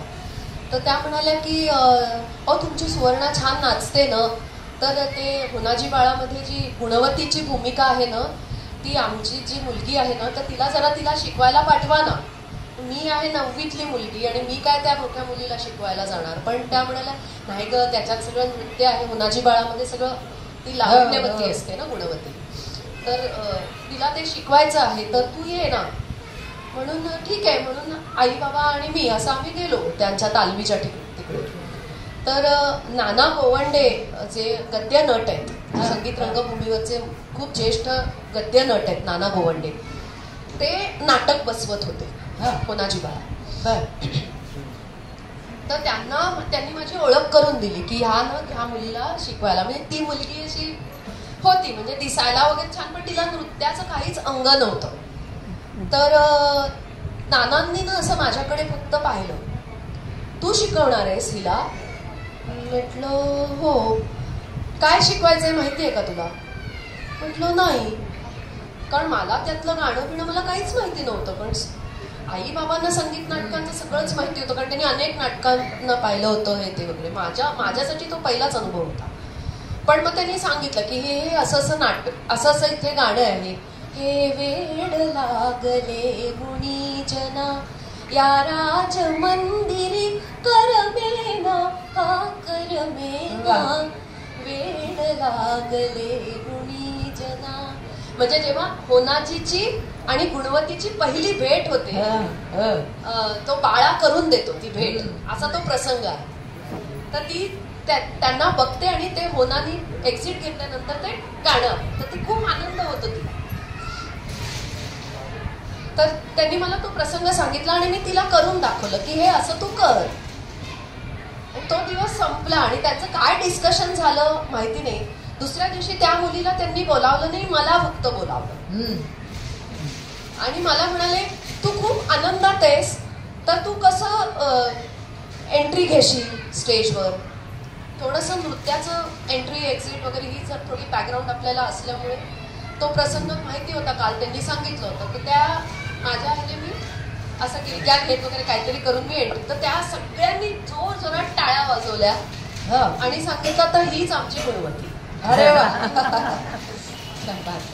म्हणजे मला असं वाटतं संगीत रंगभूमीवरचे पहिलं पाऊल आणि सर्वात यंगेस्ट हिरोईनच्या भूमिकेत असणारी कदाचित मी असेल, कदाचित मला माहिती नाही, कारण माझ्या समोर होते पंडित प्रदीप नाटेकर. हो. ते होनाची भूमिका करत होते, त्यामुळे त्यांना इतकं ऑकवर्ड वाटायचं माझ्या बरोबर भूमिका करत असताना की ही आपली नाच मुलगी, पण ते मेकअप हे सगळं करून मला त्यांनी, तर ते माझं पहिलं सर्वात पहिलं नाटक माझं होनाची बघा. आणि मग कुठच्या त्याच्यानंतर मग खूप मोठा गॅप गेला आणि मग पदरात पडलं ते पावनखणी. हो. विद्याधर गोखलेंचं ते नाटक आहे आणि शुभदा दादरकर त्यांचीच मुलगी ते नाटक बसवणार होती आणि त्या पावनखणीमध्ये त्यांना ते स्पर्धेला बसवायचं होतं, राज्यनाट्य स्पर्धेला. तर त्यामध्ये कसं आहे की ती पावनखणी ती वास्तूच स्वतःबद्दल सांगते अशी त्या नाटकाची सुरुवात आहे. माझं म्हणती बावनखणी मी रूपवंत देखणी असं ते आहे. आणि ते तर माया जाधव ती भूमिका करायच्या, तर त्या करायच्या आणि रेकॉर्ड लावायचं, रेकॉर्ड लावून त्या रेकॉर्डवरती त्या नाचायच्या. पण स्पर्धेमध्ये प्लेबॅक चालत नाही, स्पर्धेमध्ये तुम्हाला सगळं लाईव्ह करावं लागतं. त्यामुळे त्या अशी मुलगी पाहत होत्या की जिला नाचता येईल आणि गाता येईल. त्या खूप शोधत होत्या आणि त्यांना मिळतच नव्हतं असं कोणीच. आणि तेव्हा आमच्या क्लासमध्ये, डान्स क्लासमध्ये आमचा काहीतरी कार्यक्रम होता, तर तेव्हा ना मी नाचतही होते आणि काही ह्याला मी मावशींच्या सोबत बसून गात पण होते. तर तिथे एक बाई येत होत्या त्या दादरकर बाईंच्या ओळखीच्या, तर त्यांनी जाऊन तिला सांगितलं की अगं आशाताईंच्या क्लासमध्ये एक मुलगी आहे, ती फार उत्तम गाते आणि त्यांचीच विद्यार्थिनी, त्यामुळे नाचतेही छान. अरे वा. तू तिला विचार. सुवर्णयोग. त्यामुळे शुभाताई आमच्या क्लासवर आल्या होत्या मला विचारायला. अरे वा. म्हटलं मी आई बाबांना विचारल्याशिवाय नाही सांगू शकत, तर मला ते कधी भेटतील. म्हटलं मग तुम्ही कार्यक्रमाला या. लगेचच आमचा कार्यक्रम दिनानाथला होता. मग आई बाबा तेव्हा कार्यक्रमाला आले होते, तेव्हा त्या आई आल्या होत्या. मावशींची परवानगी घेतली मी करू का, आणि आई बाबा ऑलवेज त्यांचा होकार होते. तिथे मध्ये जी खीळ बसली होती संगीत नाटकाला, परत एका वेळेला 5-5 नाटकं तुझ्याकडे होती त्यावेळेला. त्याचं म्हणजे काय म्हणायचं, ते फुलपाखरू कसं या फुलावरनं त्या फुलावरनं, तसं 5 नाटकात. हो हो. त्याचं कारण कसं असतं, संगीत रंगभूमी आपली अत्यंत समृद्ध अशी आपली ही परंपरा आहे महाराष्ट्राची. या निमित्तानं मी तुम्हालाही सगळ्यांना आवाहन करते, कधीही संगीत नाटकाची कास सोडू नका. जे आपल्याकडे जे संगीत नाटकाचं जे आपल्याकडे वैभव आहे ना, ते फार अमूल्य असं वैभव आहे आपल्याकडे. त्यामुळे पण जितक्या लेवलवर आपल्या लोकांनी ते पाहावं, ऐकावं, त्याचा आणखीन प्रचार प्रसार व्हावा, त्या तुलनेत ते होत नाही. त्यामुळे संगीत रंगभूमीवर कोणीतरी नवीन काहीतरी करायला आलंय म्हटलं ना की सगळ्या संस्था पकडतात त्या व्यक्तीला. तसं माझं झालं. म्हणजे मी पावनखणीत करते, अरे रंगशारदांमध्ये एक नवीन मुलगी आली आहे, लगेच साहित्य संघ मी मला लगेच प्रभाकर पंतांनी म्हणजे प्रभाकर पणशीकरांनी ते कट्यार करत होते, लगेच मला त्यांनी विचारलं असं. त्यामुळे संधी येत गेल्या, घरनं मला परवानगी होतीच. त्यानिमित्तानं विद्याधर गोखले सगळी मोठी मोठी मंडळी मला अनुभवता आली. त्यांचं मार्गदर्शन, पेंढारकर अण्णांच्या सोबत मला गीतागाती ज्ञानेश्वरमध्ये प्रत्यक्ष त्यांच्या सोबत भूमिका करा. ते म्हणजे चालतं बोलतं विद्यापीठ मला जे मिळालंय मार्गदर्शन, वा वा वा वा. 80 जवळजवळ 75च्या पुढे होते तेव्हा, पण स्टेजवर जसं असं वावरावं ते त्या व्यक्तीकडनं शिकावं. वा वा, क्या बात आहे. जी मुक्ताबाई त्यांनी माझ्याकडनं बसवून घेतली गीतागाती ज्ञानेश्वर, अल्लड मुक्ताबाई, तिला काहीच या प्रपंचातलं तिला कसलंच भान नाहीये, काय चाललंय समाजात त्याचं तिला काहीच भान नाही. असं तू म्हटलीस तसं फुलपाखरासारखं तिचं वय. तर ती कशी वावरेल स्टेजवर, जे काय त्यांनी माझ्याकडनं ते करून घेतलं. वा, विद्यापीठ ना ते भालचंद्रांना, म्हणजे कुठल्या माझ्या पूर्वजन्माचं काही माझं असेल किंवा माझ्या शेवटी परत मी, पण हे सगळं मिळालेलं आई-वडिलांची ऋण पुण्य आहे. तुला कुठेतरी फेडायची संधी मिळाली. खरंच हं? मिळाली. त्याच्याबद्दल सांग. म्हणजे तुझा आणि BMCचा महानगरपालिकेचा योग. हो, पण एखादं काहीतरी नाट्यपद गुणगुणून दाखव ना त्याच्याकडे जाण्यापूर्वी.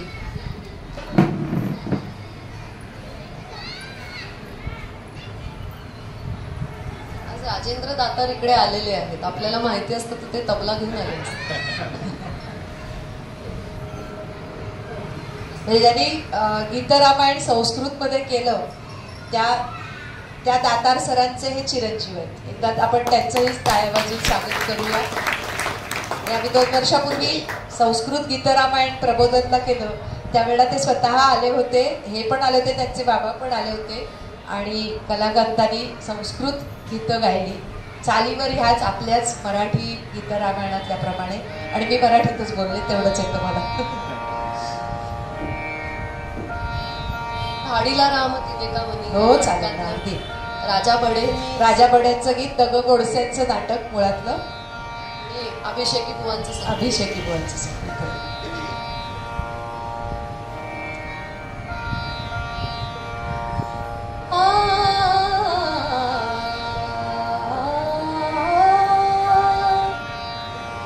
घाई नको बाई अशी हारे रे बकुळ फुला. घाई नको बाई अशी आरे रे बकुळ फुला. देते जल संजीवन, देते जल संजीवन.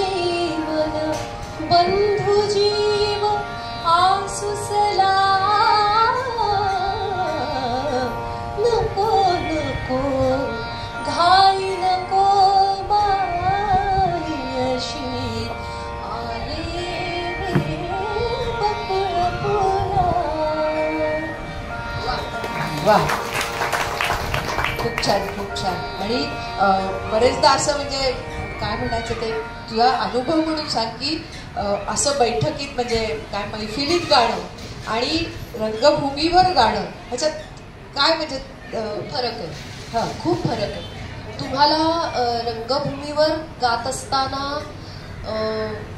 आवाज केलं, तानपुरा लावला, पाणी प्यायलं, माईक हॅलो हॅलो केलं, असं काहीही नसतं. तुमचं वाक्य संपलं की लगेच तिथे सूर मिळतो आणि लगेच तुम्हाला गाण्याला सुरुवात करायची असते.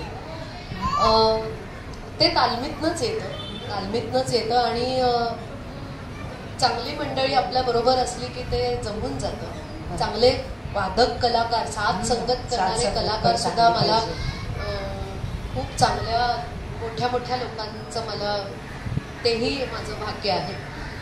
तर आपलं तालमीत ते सगळं आपलं ठरलेलं असतं आणि आम्हाला जसं नाटक पाठ हवं तसं साथ संगतकाराला सुद्धा नाटक पाठ हवं. कारण माझं वाक्य कुठे संपतंय आणि त्यांनी तिथे सूर दिला पाहिजे ना. हो. आणि सूर द्यायच्या आधी त्या भाता पायानं वाजल्या गेल्या पाहिजे. पायपेटी असते त्याला ऑर्गन. त्यामुळे तो नुसतं बोट ठेवलं की सूर आला असं नाही. तो सूर येण्यासाठी आधी त्यांना भाता पायाने करून मग तो सूर येतो. त्यामुळे माझं वाक्य संपत असतानाच त्यांच्या भाता सुरू होतात तिथे पायाने आणि मग तो सूर बरोबर माझं वाक्य जिथे संपतं तिथे तो सूर उमटतो आणि तो सूर पकडून, म्हणजे आता मी असा त्यांनी समजा सूर दिला, घाई नको, लगेच मला सूर केला पाहिजे, वेळ नाही जाता का.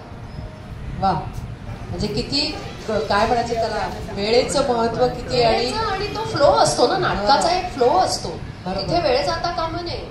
कारण नाटकाच्या स्क्रिप्टच्या बरोबर ते गाणं आलेलं असतं. ते गाणं म्हणजे नाट्यपद ते त्या नाटकाला पुढे घेऊन जात असतं. तिथे ते गाणं वेगळं आहे आणि नाटक वेगळं आहे असं नाही जाणवलं पाहिजे. ते त्याच्या it should come out of it असं काय म्हणतात, फ्लॉलेसली त्याच्यातनं ते बाहेर आलं पाहिजे. नैसर्गिकपणे उत्स्फूर्तपणे आणि गाणं आणि मग तो गाण्याचं जिथे आता माझं वाक्य संपतंय त्या स्वराला धरून त्या गाण्याचा स्वर असला पाहिजे, किंवा ज्या स्वराला माझं गाणं आहे तिथेच त्या माझ्या वाक्याचा पण स्वर तसाच असला पाहिजे. बरोबर. हो. म्हणजे गद्य आहे, चला म्हणून गद्य आहे तर मला काही फरक नाही पडत, नाही, ते गद्य म्हणताना सुद्धा तुमचं तशा सुराशीच ताळमेळ असला पाहिजे. बरोबर. इतकं ते चॅलेंजिंग आहे. अगदी अगदी फार सुंदर आहे होते जग, फार सुंदर आहे. तुम्ही सगळ्यांनी जितकं शक्य होईल तितकं अनुभव आहे. खरंच आहे. थोडंसं आता हे म्हणजे इतकं काय म्हणायचं त्याला, सूर ताल लय असं असताना ती महानगरपालिका कशी काय आली? नाही हो, आमची महानगरपालिका पण खूप छान आहे. अरे तेही जग तितकंच सुंदर आहे. अगदी अगदी आहेत, अभिमान असलेले आहेत मंडळी इथे. तेही जग तितकंच सुंदर आहे, निरागस आहे. तुम्ही पण अरे वा, निरागस आहे. आणि बघा लगेच त्या मॅडमनं लगेच कंठ फुटला, बघितलं. तो पण योगायोगच आहे. म्हणजे मी म्हटलं ना तसं माझ्या बाबतीत बऱ्याच गोष्टी ज्या घडल्या आहेत त्या अशा प्रार्थनात लिहिलेल्या होत्या आणि त्या घडल्या आहेत बऱ्याच गोष्टी. त्याच्यातली ही एक गोष्ट आहे. तर बावनखडी आम्ही बसवत होतो तेव्हा शुभाताई अकॅडमीत होत्या. ते दादर माणिक वर्मांचे माणिक वर्मा त्यांची नणद भावाची आणि विद्याधर गोखल्यांची मुलगी. त्या बीएमसी मध्ये अकॅडमीत होत्या, त्या नाट्याच्या पोस्टवर इन्स्ट्रक्टर होत्या. त्या अकॅडमीचंही नाटक बसवत होत्या, आमचंही नाटक बसवत होत्या. त्यांच्याकडची जी ऊर्जा आहे ती मी थोडीफार घेण्याचा मी प्रयत्न केलेला आहे. अरे वा. तर तेव्हा आमचे नाटकाचे प्रयोग वगैरे होत होते आणि त्यावेळी जाहिरात आलेली संगीत शिक्षकांची. तर त्यांनी सहजच मला विचारलं की ए सुवर्ण, आमच्याकडे जाहिरात निघाली आहे, तुला यायचंय का? मला तसं काही तेव्हा एवढं काही नोकरी करीन वगैरे असं काहीच मला माहिती नव्हतं किंवा ध्यानीमनीच नव्हतं म्हणायला गेलं तर. कारण गाण्याचे कार्यक्रम होते, खूप ऑर्केस्ट्रामध्ये वाद्यवृंद भरपूर, ते एकीकडे चाललं होतं. नाटकांचे प्रयोग 3-4 नाटकांचे एका वेळी प्रयोग. म्हणजे गोखले अण्णा मला दाढीला रामचा प्रयोग झाला की मग बावनखिणीच्या वेळेला काय ग वनातनं कधी आलीस वगैरे असं विचार कधी आमच्या प्रयोगाला आले. त्यामुळे इतकं सगळं चालू होतं. त्यामुळे नोकरी हा विषय कधी आला नाही किंवा आई वडिलांनी पण काय ग आता फार झालं, आता काहीतरी बघ वगैरे असंही कधी काही म्हटलं नाही. पेपरमध्ये जाहिराती नाटकांच्या येत होत्या, कार्यक्रमांच्या येत होत्या, त्यामुळे आई बाबा खुश होते. सडनली हे असं आलं आणि त्या म्हणाल्या की तुझ्यासाठी फॉर्म आणू का? असं झालं. आणि त्यांचे मिस्टर म्हणजे श्रीकांत दादरकर, ते दाम्पत्य फार गोड दाम्पत्य. आता लाखो रुपये मिळायला लागतात महानगरपालिकेत नोकरी मिळायला. नाही कधी ते नाही, तसं काही नसतं. ते खरं चुकीचं त्याचा प्रचार झाला, तसं काही नाहीये. ते सुद्धा म्हणाले आपोआप मिळालं. तेव्हा ते पण म्हणाले का ग तिला श्यामा करतेयस? श्यामा म्हणजे शाळा मास्तर. छान चाललंय की तिचं, कशाला तिला असं गमतीत आमचं चाललं होतं. आणि त्यांना पण माझ्याबद्दल फार माया. माझं नाव त्यांनी कलावती ठेवले, ते मला कलावतीच म्हणतात. वा, खरंच आहे. मग तो फॉर्म आणला, आम्ही भरला, तो हिंदू कॉलनीत जाऊन दिला. मग ते काय इंटरव्ह्यू काय झाला, त्याच्यातही निवडली गेले, लागले नोकरीला.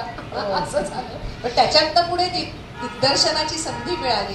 मी संगीत शिक्षिका म्हणून लागले आणि अंधेरीचं आणि माझं नातं इतकं घट्ट की शाळा जेव्हा मला मिळाली, जे मुंबईतल्या शाळा ना सगळ्या बीएमसीच्या, तुमची अशोकनगरला पण एक आता शाळा आहे, आकुर्लीची शाळा आहे. तर मी जिथे माझं माहेर आहे मुलुंडला, तिथे जवळच शाळा आहे, जवळच अगदी 1-1.5 मिनिटावर शाळा. तर माझ्या मनात आता हीच शाळा मला मिळून जाईल. मी इकडनं उठले की तिकडे शाळेत जाईल संगीत शिक्षिका म्हणून, जीवी स्कीमची शाळा. पण मला शाळा मिळाली चकाला, अंधेरी चकाला. का तर आमचा वायवा पण घेतला होता त्यावेळेला संगीत शिक्षकांचा. नुसतं इंटरव्ह्यू असा नव्हता, वायवा म्हणजे तुम्ही काय करता. तर मी नृत्य शिक्षिकेच्या कॅटेगरीत टाकलं होतं. तर त्या ह्याला एक ऍडमिनिस्ट्रेटिव्ह उपशिक्षणाधिकारी, त्या झोनच्या वेस्टर्न झोनच्या उपशिक्षणाधिकारी एक ऍडमिनिस्ट्रेटिव्ह पॅनलच्या म्हणून तिथे त्या इंटरव्ह्यूला होत्या. आणि हे मला नंतर कळलं, त्यांनी सांगितलं होतं की ज्या कागल आहेत ना त्या मला माझ्या सेक्शनला हव्या आहेत. हो. त्यामुळे मी उठून मुलुंडून उठून गेले अंधेरीच्या काळात. हो. पण परत योगायोग असा झाला की अकॅडमीच्या ज्या पोस्ट होत्या इन्स्ट्रक्टर वगैरे, ती नृत्याची पोस्ट वेकेट झाली होती आणि त्याला मी अप्लाय केलं. त्याच्यात पण परत वायवा झाला वगैरे आणि मी तिथे निवडले गेले. त्यामुळे 2 वर्षातच माझं अकॅडमिक प्रमोशन झालं. वा. पण 2 वर्ष जी काय मी मुलांबरोबर धमाल केली आहे ना, फार धमाल केली मुलांच्या बरोबर, वा. फार सुंदर. म्हणजे ते ज्या फायनान्शियल कंडिशन मधनं येतात,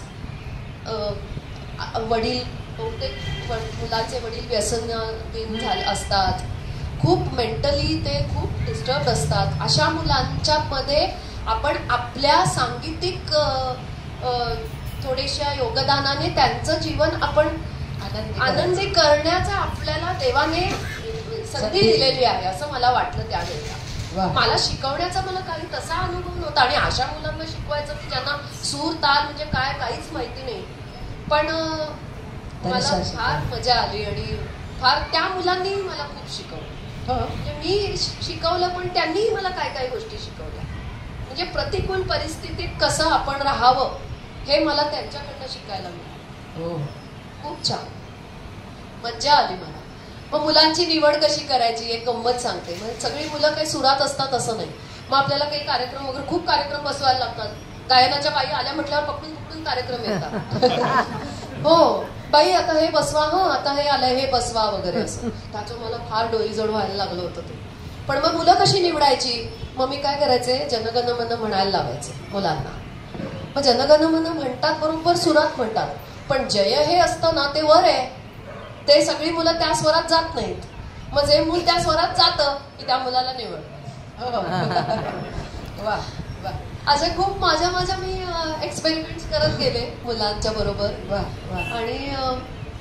आणि तिथे फक्त मराठी नाही, तिथे माध्यम आमचे 8 माध्यमांच्या शाळा आहेत बरं का आपल्या. म्हणजे आपल्याला अभिमान असला पाहिजे. आपण मुंबईत राहतो आणि मुंबई महानगरपालिका एकमेव अशी महानगरपालिका आहे जी 8 माध्यमातनं शिक्षण देते.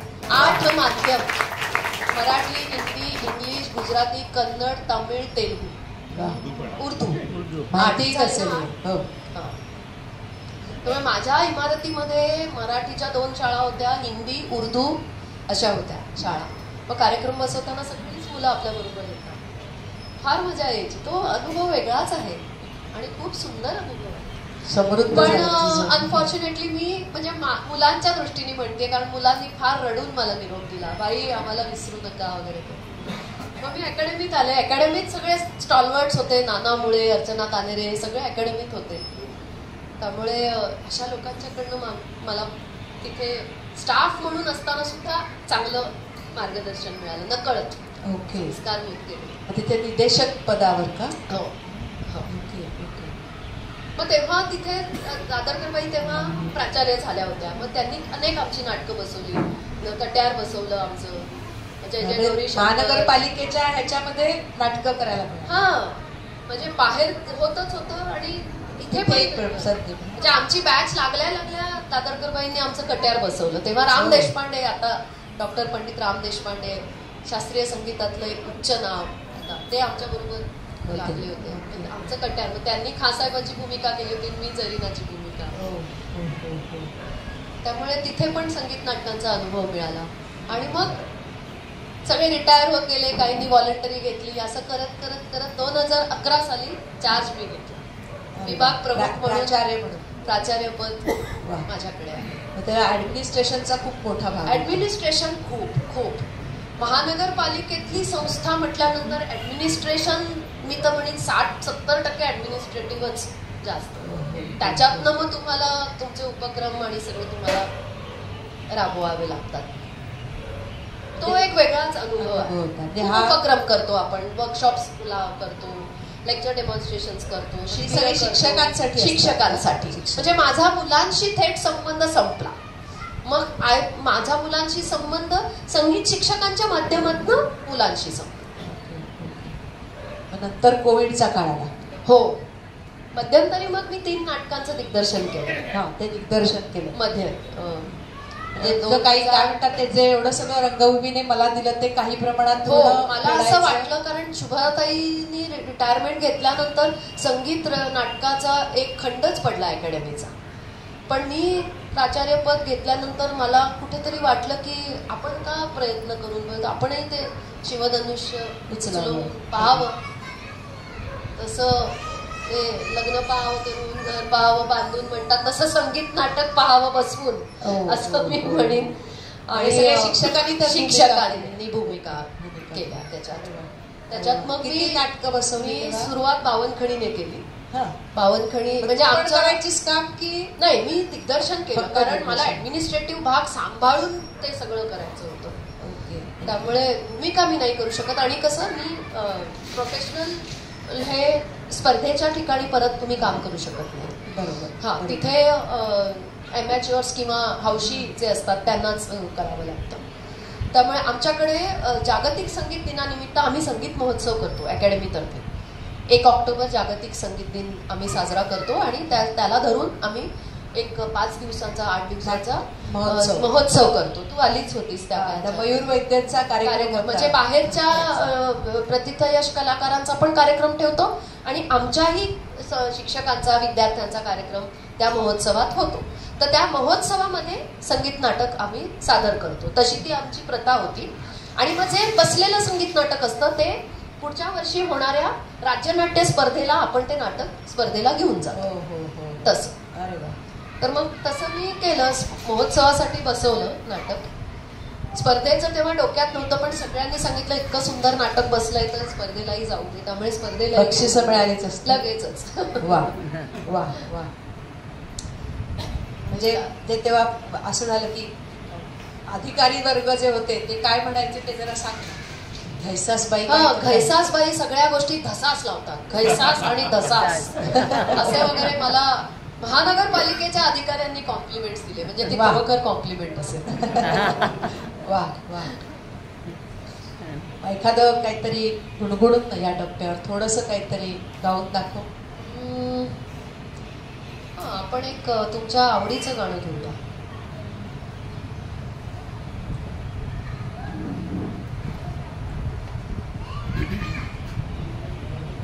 एखादा नुसता कार्यक्रम करायला पण हरकत नाही ना गाण्याचा, फक्त निव्वळ गाण्याचा.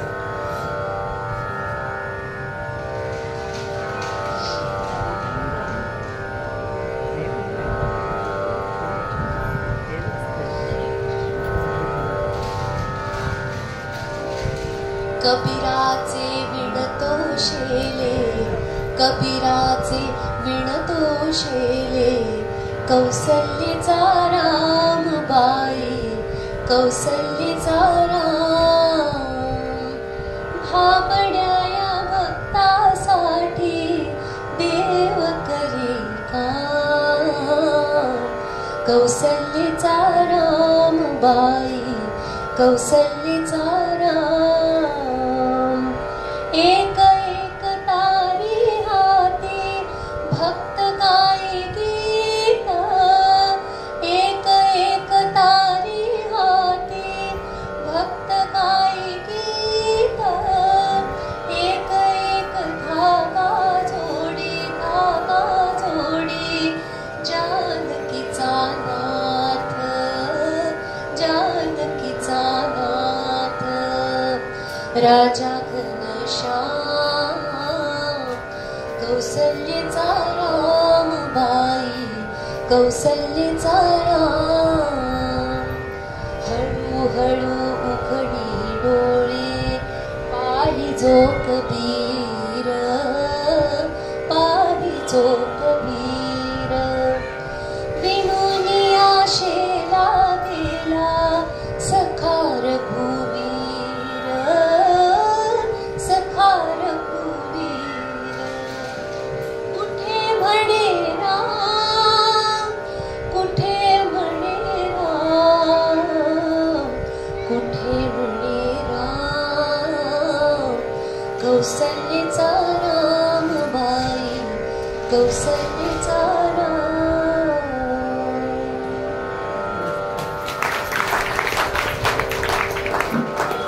आपण संगीताकडे जाऊया. फिरोज दस्तूर, पंडित फिरोज दस्तूर यांच्याकडनं तू गाण्याचा संथा घेतल्यास. किती वर्ष गाणं शिकलीस? गाणं आधी मी आमच्या एक स्थानिक आमच्या एक होत्या बाई, त्यांच्याकडे लहान असताना थोडंसं शिक्षण झालं. आई वडील शिकवत होते. गुरु म्हणून जे विधिवत जे हवं ते अनफॉर्च्युनेटली मला गायनाच्या बाबतीत झालं नाही. पण म्युझिक डिपार्टमेंटची माहिती मिळाली आणि मुंबई युनिव्हर्सिटीची, तिथे मी गेले आणि पंडित फिरोज दस्तूर मला गुरु म्हणून लाभले तिकडे. त्यामुळे BFA केलं तोपर्यंत 5 वर्ष त्यांच्याचकडे झालं आणि नंतर परत 5 वर्ष मी त्यांच्या घरी जाऊन परत अंधेरीच की काय? नाही, लॅमिंटन रोडला राहायचं ते. पण तेव्हा लग्न झालं होतं, शंतनू पण झाला होता, अकॅडमिक पण होते, सगळं सांभाळून मी त्यांच्याकडे. मला ते आठवते काय माहितीये का की ते मगाशी म्हणत असं की फुलपाखरासारखं हे नाटक संगीत हे सगळं. त्याच्यात ते कसं वाक्य आहे की आता वसंत ऋतू आहे म्हणजे the butterfly jumping from flower to flower, love letters of spring God. म्हणजे वसंताची प्रेमपत्र. तसं मला वाटतं तू जीवनातला वसंत ऋतू अनुभवलास खूप छानपैकी. अजूनही गातेस तू अनेक मैफिलींमध्ये. आता सध्या कुठच्या मैफिलींमध्ये गातेस? नाट्यसंगीताच्या मैफिली होतात, सुगम नाट्य, भक्तिगीत, भावगीत याचा मैफिली होतात. आता एक निसर्गातून शिकवण हा एक कार्यक्रम आहे ज्याचे आम्ही खूप कार्यक्रम करत आहोत. राजेंद्र दातार सुद्धा असतात त्या कार्यक्रमात. अरे वा. तो एक सुंदर संकल्पना आहे. म्हणजे दत्तगुरूंनी केलेले 24 गुरु या संकल्पनेवर आधारित तो कार्यक्रम आहे. पूर्णिमा पारखी आहेत, त्यांची ती संकल्पना आहे. त्याचे अनेक कार्यक्रम आता सध्या होत आहेत. आम्ही त्यामुळे पंढरपूर वगैरे हो आता नुकतंच आम्ही पंढरपूरला जाऊन आलो. आळंदीत झाला कार्यक्रम, नरसोबाची वाडी, औदुंबर, कोल्हापूरला अंबाबाईच्या देवळात, बऱ्याच ठिकाणी होतोय हा कार्यक्रम. छान आहे, सुंदर कार्यक्रम. छान आहे ना. असे मैफिलीतले खूप अनुभव असतील. पण आता आपण जरा थोडंसं हे करूया आणि थोडंसं आता तुझ्या जीवनसाथी तुझा शंतनू त्यांच्याबद्दल थोडंसं सांग की तुला कसा काय पाठिंबा त्यांचा मिळत गेला? माझे आहो आले तिकडे आत्ताच दत्त घैसास. वा, एकदा टाळ्या वाजूया आपण त्यांच्यासाठी. तुमचं जमलं कसं काय? बापरे, ती मोठी स्टोरी आहे. त्याच्यासाठी आपण वेगळा कार्यक्रम करूया. हो, कारण ते कोकणस्थ आणि मी कारवारी, त्यामुळे टू स्टेट्स असं झालं. एका कार्यक्रमातनच आमची ओळख झाली. संगीत वाद्यवृंद होता आणि ते संयोजक जे होते वाद्यवृंदाचे, संयोजक नाही आयोजक, ते त्याचा तो मित्र निघाला आणि ये ऐकायला असं म्हणून तो तिथे यायला लागला. आणि चेंबूर आणि मुलुंड कधी संबंध नव्हता चेंबूरहून मुलुंडला येण्याचा, पण त्या कार्यक्रमाच्या निमित्तानं मुलुंडला येणं झालं आणि मुलुंड त्याची सासूरवाडी झाली. अरे वा, अरे वा. पण त्या माझ्या सासूबाईंनी मला प्रथम पाहिलं ते बावनकणीच्या एका प्रयोगालाच. क्या बात आहे. त्यामुळे जेव्हा त्यांनी घरी सांगितलं की असंच आहे तर त्यांनी लगेच ग्रीन सिग्नल देऊन टाकला. वा वा. आणि सासूबाईंच्या बद्दल सांगायचं तर त्यांनाही प्रचंड गायनाची आवड. जशी संधी मिळेल तसं त्यांचं त्या एक्सप्लोर करत गेल्या. अजूनही करतायत. वय वर्ष 85. पण अजूनही त्या चेंबूर फाईन आर्ट्स कल्चरला पेटी शिकतात. महिला समाजमध्ये भजनाचा क्लास करतात. अल्लादिया खा जे घडतं तिकडे एकही दिवस न चुकता अटेंड करतात. आणि त्यामुळे थोडंसं मला सांगीतिक तिकडचंही वारसा म्हणा किंवा संस्कार छान. अरे वा. तेही मिळालं. आणि प्रकर्षानं इथे सांगायचं, नमूद करून सांगायचं तर माझ्या पहिल्या दिवाळ सणाला मला त्यांनी तानपुरा घेतला. वा वा. माझ्या गुरु आमच्या आशाताई मावशी, जेव्हा मावशींना मी सांगितलं तेव्हा मावशी म्हणाल्या एखादा शालू कमी दिला तरी चालेल पण त्यांनी तुला तानपुरा घेतला ही खूप मोठी गोष्ट. खरंच आहे, अगदी खरंच आहे. म्हणजे इतकी रसिकता असणं खूप कौतुकाची गोष्ट आहे. आणि सुनबाई बद्दल विशेषतः म्हणजे हे खूपच छान आहे. लग्न झाल्यानंतर जेव्हा जेव्हा अवॉर्ड्स मिळाले तेव्हा त्यांचं सौ सुवर्णास, सौ सोना, मला सोना म्हणणं, सौ सोनास असं त्यांचं पाकिट असतं आणि सगळी पाकिटं मी ठेवली आहेत. छोटंसं काय होईना त्या एक टोकन मला, म्हणजे हे जे नातं असतं टोकन म्हणजे नवऱ्याने जरी दिलं नाही तरी सासू मला एक टोकन. अरे वा. हे जे सासू सुनेचं नातं असतं ना आणि त्याच्यात गोडवा असेल तर कसं असतं की मला आता एक पटकन छान एक वाक्य आठवलं. देवघरातल्या देवतेच्या नंदादीपा इतकाच गृहदेवतेच्या मुखावरचा हास्याचा नंदादीप संसार सुखशांतीनं उजळून टाकत असतो. आणि म्हणून स्त्रीजवळ एक वेळ सोन्याचा साज नसला तरी चालेल पण हास्याचा साज मात्र जरूर हवा. जेव्हा हे असं प्रेमाचं नातं असतं ना तेव्हा आपोआप हास्याचा साज येतो नाही का. हो खरंय. आता मला एक सांग की तुझ्या लेखात काय काय तुझ्यातलं उतरलंय? सगळं उतरलंय. अरे वा. काव्य छान करतो, इंग्लिश मध्ये काव्य छान करतो. अरे वा. गातो छान. अरे वा. त्यांनी पण छान. ते तर काय मी म्हटलं ना की लावण्याची काय म्हणा 52 खडे कसं US ला आहे हा हा. ओके. शंतनू त्याचं नाव. हो वा. एकदा आपण शंतनू आणि जीवनसाथी चारू दत्त आणि म्हणून मी जेव्हा आम्हाला आमची ट्रेनमध्ये खूप वेळा विरारमध्ये आम्ही असं लवकळत असायचं दोघी जणी हातवर करून दरवाजामध्ये. तेव्हा ही ज्या वेळेला यायची ना तेव्हा मला जेव्हा कळलं ना ती त्यांच्याशी गप्पा त्यांचा बऱ्याच वर्षांचा ग्रुप होता त्या दरवेळी चारू दत्त म्हणायची. त्यावेळी मनातल्या मनात तिचं नाव वसंत सेना ठेवलं म्हणून म्हणायचं की दादर आलं की ही चढायची आणि मी मुंबई सेंट्रल चढून यायची. तिकडे दारात उभी असायची की आता मी मनात म्हणायची आता वसंत सेना येईल. असं आमचा अगदी बोरिवलीपर्यंत आमचा सहवास असायचा. सुवर्णा या शेवटच्या आपण ह्याच्याकडे जाताना तुला काय सांगावं असं वाटतं तेवढं सांगूया आणि आपण थांबूया. माझं वैयक्तिक म्हटलं तर समृद्ध असं आयुष्य आहे. सुंदर सांगीतिक धन जे परमेश्वराने दिले ते प्रत्येकाला मिळत नाही. तर त्या दृष्टीने आय एम प्रिव्हिलेज्ड की मला रक्तातच संगीत सूर ताल लय परमेश्वराने देऊन पाठवलं. त्याच्यासाठी परमेश्वराचे आभार. आणि असे आई वडील मला परमेश्वराने दिले त्यासाठी त्याचे आभार. परत कुठला जन्म मनुष्य जन्म असेल तर असेच आई वडील परत हवेत मला. आणि खूप शिकायला मिळालं. अजूनही शिकते आहे आणि शिकत राहायचंय आणि माणसाने शिकत राहावं. मला नेहमी असं वाटतं की आपल्याला आजूबाजूतनं निसर्गातनं सुद्धा खूप शिकायला मिळतं. प्रवासात आपण जात असतो तेव्हा आपण जेव्हा व्यक्ती आपण पाहत असतो त्यांच्याकडनं आपल्याला शिकायला मिळतं. त्यामुळे शिकणं कधीच सोडायचं नाही, कधीच थांबवायचं नाही आणि देत राहणं. आपल्याला जितकं मिळालंय ते निरपेक्ष द्यावं असं या मताची मी आहे. त्यामुळे मी महानगरपालिकेतनं मी VRS घेतली तरी मला कुठल्याही क्षणी मला कुणीही हाक मारली तरी मी माझी जायची तयारी आहे.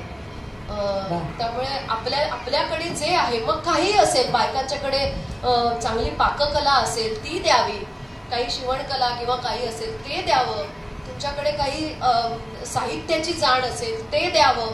जे काही आपल्याकडे आहे गुण चांगले गुण आहेत ते आपण द्यावं असं मला वाटतं.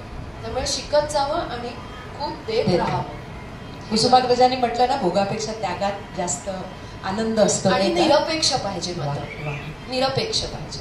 या नोटवर मला वाटतं आपण थांबायला आता हरकत नाही.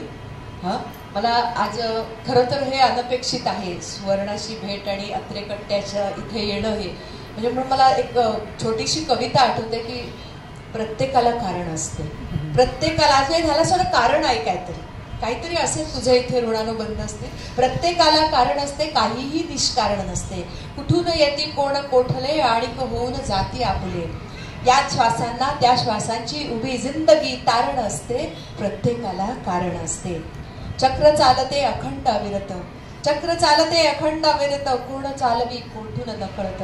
त्या चक्राच्या दैवगतीला सत्कार्याचे सन्मार्गाचे वंगण असते. प्रत्येकाला कारण असते.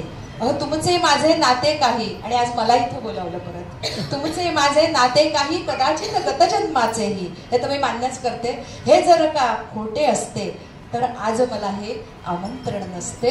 प्रत्येकाला कारण असते, प्रत्येकाला कारण असते. मला वाटतं आज हा तुझ्या रूपातनं आम्ही कलाचा आनंद भरभरून घेतला आणि मला वाटतं तो छान आनंद झालाय सगळ्यांना. सगळ्यात शेवटी असं म्हणतो की असं सारखं वाटतं की ह्यांनी गात राहावं, तुम्ही दाद देत राहावं नाही का.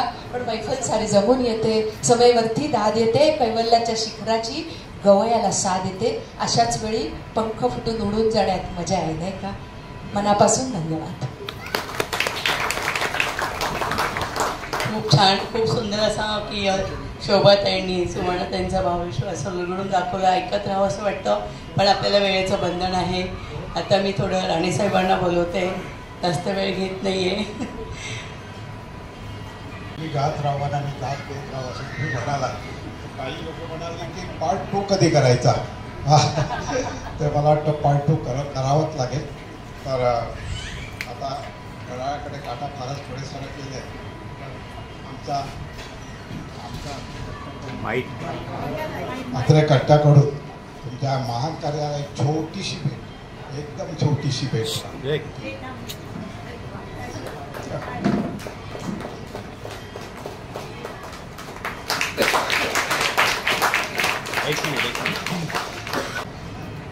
आणि अनायसे आज आपले चंद्रशेखर ठाकूर इथे अनायसे आले. तर म्हणजे तर त्यांचा खरा कार्यक्रम होणार होता, पण मॅन प्रपोजेस तर प्रत्येकाला कारण असतं, तसं आज हे कारण होतं. तर मी त्यांना सांगेन की 2-3 मिनिटात तुम्ही जी काही सौंदर्य स्थळं पाहिली ती जरा आम्हाला सांगा. आणि आमच्या कवयित्री शीघ्र कवी आरती दळवी आम्हाला जेव्हा बघतात प्रत्येक कार्यकर्त्याचं त्यांनी गुणगान या कवितेत केलं आहे. तुम्ही वाचा, तुम्हाला नक्की आवडेल. राणेसाहेब म्हणाले तसं आज शोभाताईंच्या जागी मी असणार होतो, पण कार्यक्रम रद्द झाला, कारण अपरिहार्य आहे. पण माझ्या दृष्टीने ती इष्टापत्ती आहे की नाहीतर मग ताईंचा कार्यक्रम मला ऐकता आला नसता, त्यामुळे मला ते काहीतरी कारण असतं. आणि मला आठवण झाली, आकाशवाणीचा त्यांनी उल्लेख केला. बऱ्याच वर्षापूर्वी आकाशवाणी मुंबई ब कमलिनी विजयकर हे कार्यक्रम सादर करत असत. त्याचं नाव होतं आपली आवड. तर त्याला श्रोत्यांची जी मागणी असे त्याप्रमाणे गाणी लावली जात असत. आणि ती श्रोत्यांची मागणी इतकी असे की नावं वाचता वाचता गाण्यांची संख्या कमी व्हायला लागली. सांगलीहून अमुक, परभणीहून तमुक सांगताना गाण्यांची संख्या कमी व्हायला लागली.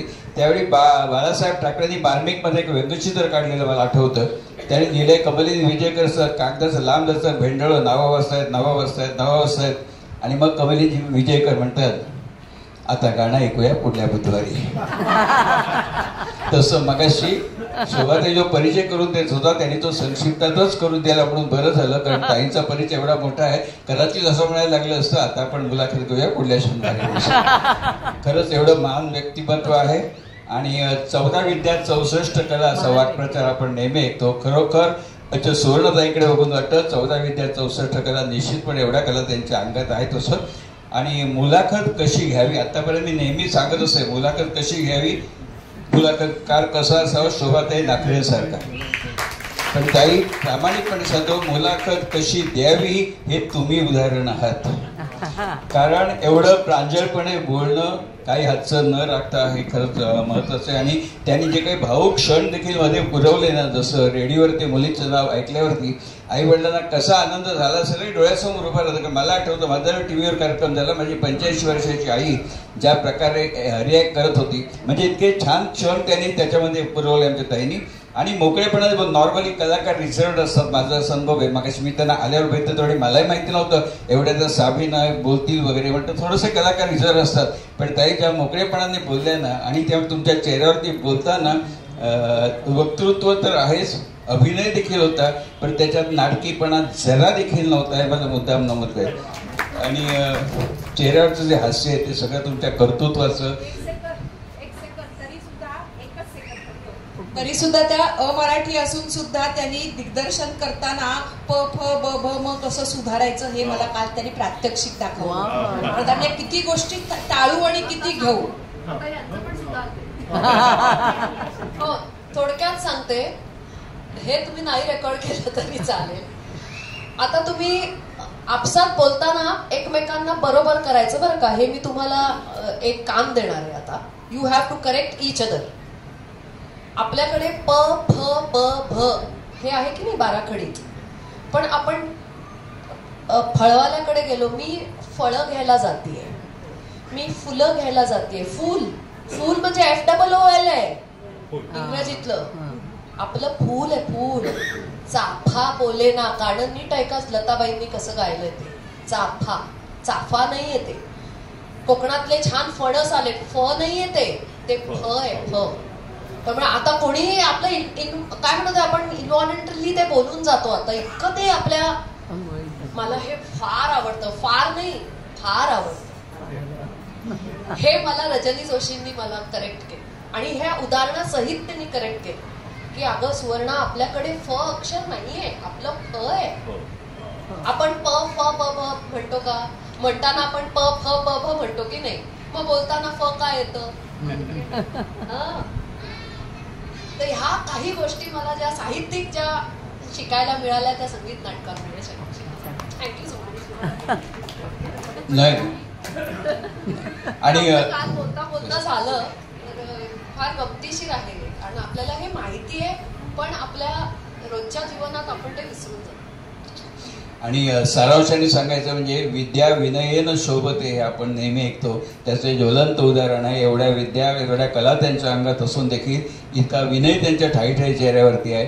आणि सगळ्यात एक कार्यक्रमाचा आयोजक म्हणा निवेदन वगैरे मी करतो पण एक गोष्ट लक्षात आली माझ्या अशी की एवढा मोठा कलावंत 24 तासांच्या निमंत्रणावरनं कार्यक्रम करायला येत नाही. म्हणजे अवेलेबल असेल तरी सांगतात वेळ नाही कारण ते इगो असतो, आयतडी कोण नाही म्हणून मला बोलवतोय. एवढा मोठा कलावंत आला, खरोखर काही ही खूप महत्वाची गोष्ट आहे माझ्यासारख्या माणसांसाठी. आपल्याला उदंड आयुष्य. एकच मिनिट मनीषा ताई, थोडं तुमच्याबद्दल बोलू. राणे साहेबांनी सकाळी फोन करून विचारलं होतं, या ताई आहेत आलेल्या, त्यांची तुमची काही ओळख? पण माझी त्यांची तशी ओळख काहीच नाही.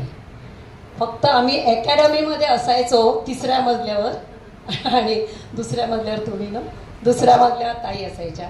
नावाने मी ऐकलं होतं पण प्रत्यक्ष माझी तोंड ओळख कधीच झाली नव्हती. तर आज 1-2 शब्द मी सांगते.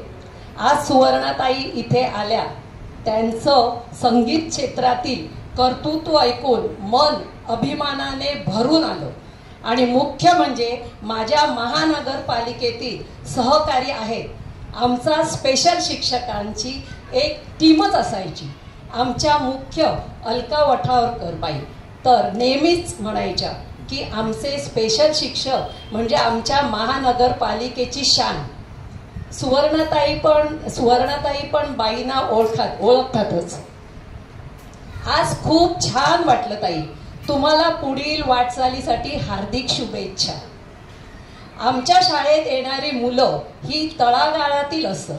त्यांना घरी कसलाही शैक्षणिक वातावरण नाही. अशा मुलांना गायनाचे धडे देऊन त्यांच्याकडून तयारी करून घेणं हे खूप जिकिरीचं काम असायचं. सुवर्णाताईंनी तिथेही हे क्षण सुवर्ण केले हे निश्चितच. नमस्कार. आज आपण इथे सर्वजण आलात आणि सुवर्णाताई, शोभाताई यांची छान मुलाखत घेतली, सर्व ऐकला. त्यामुळे सर्व प्रेक्षक वर्गांचे खूप खूप आभार.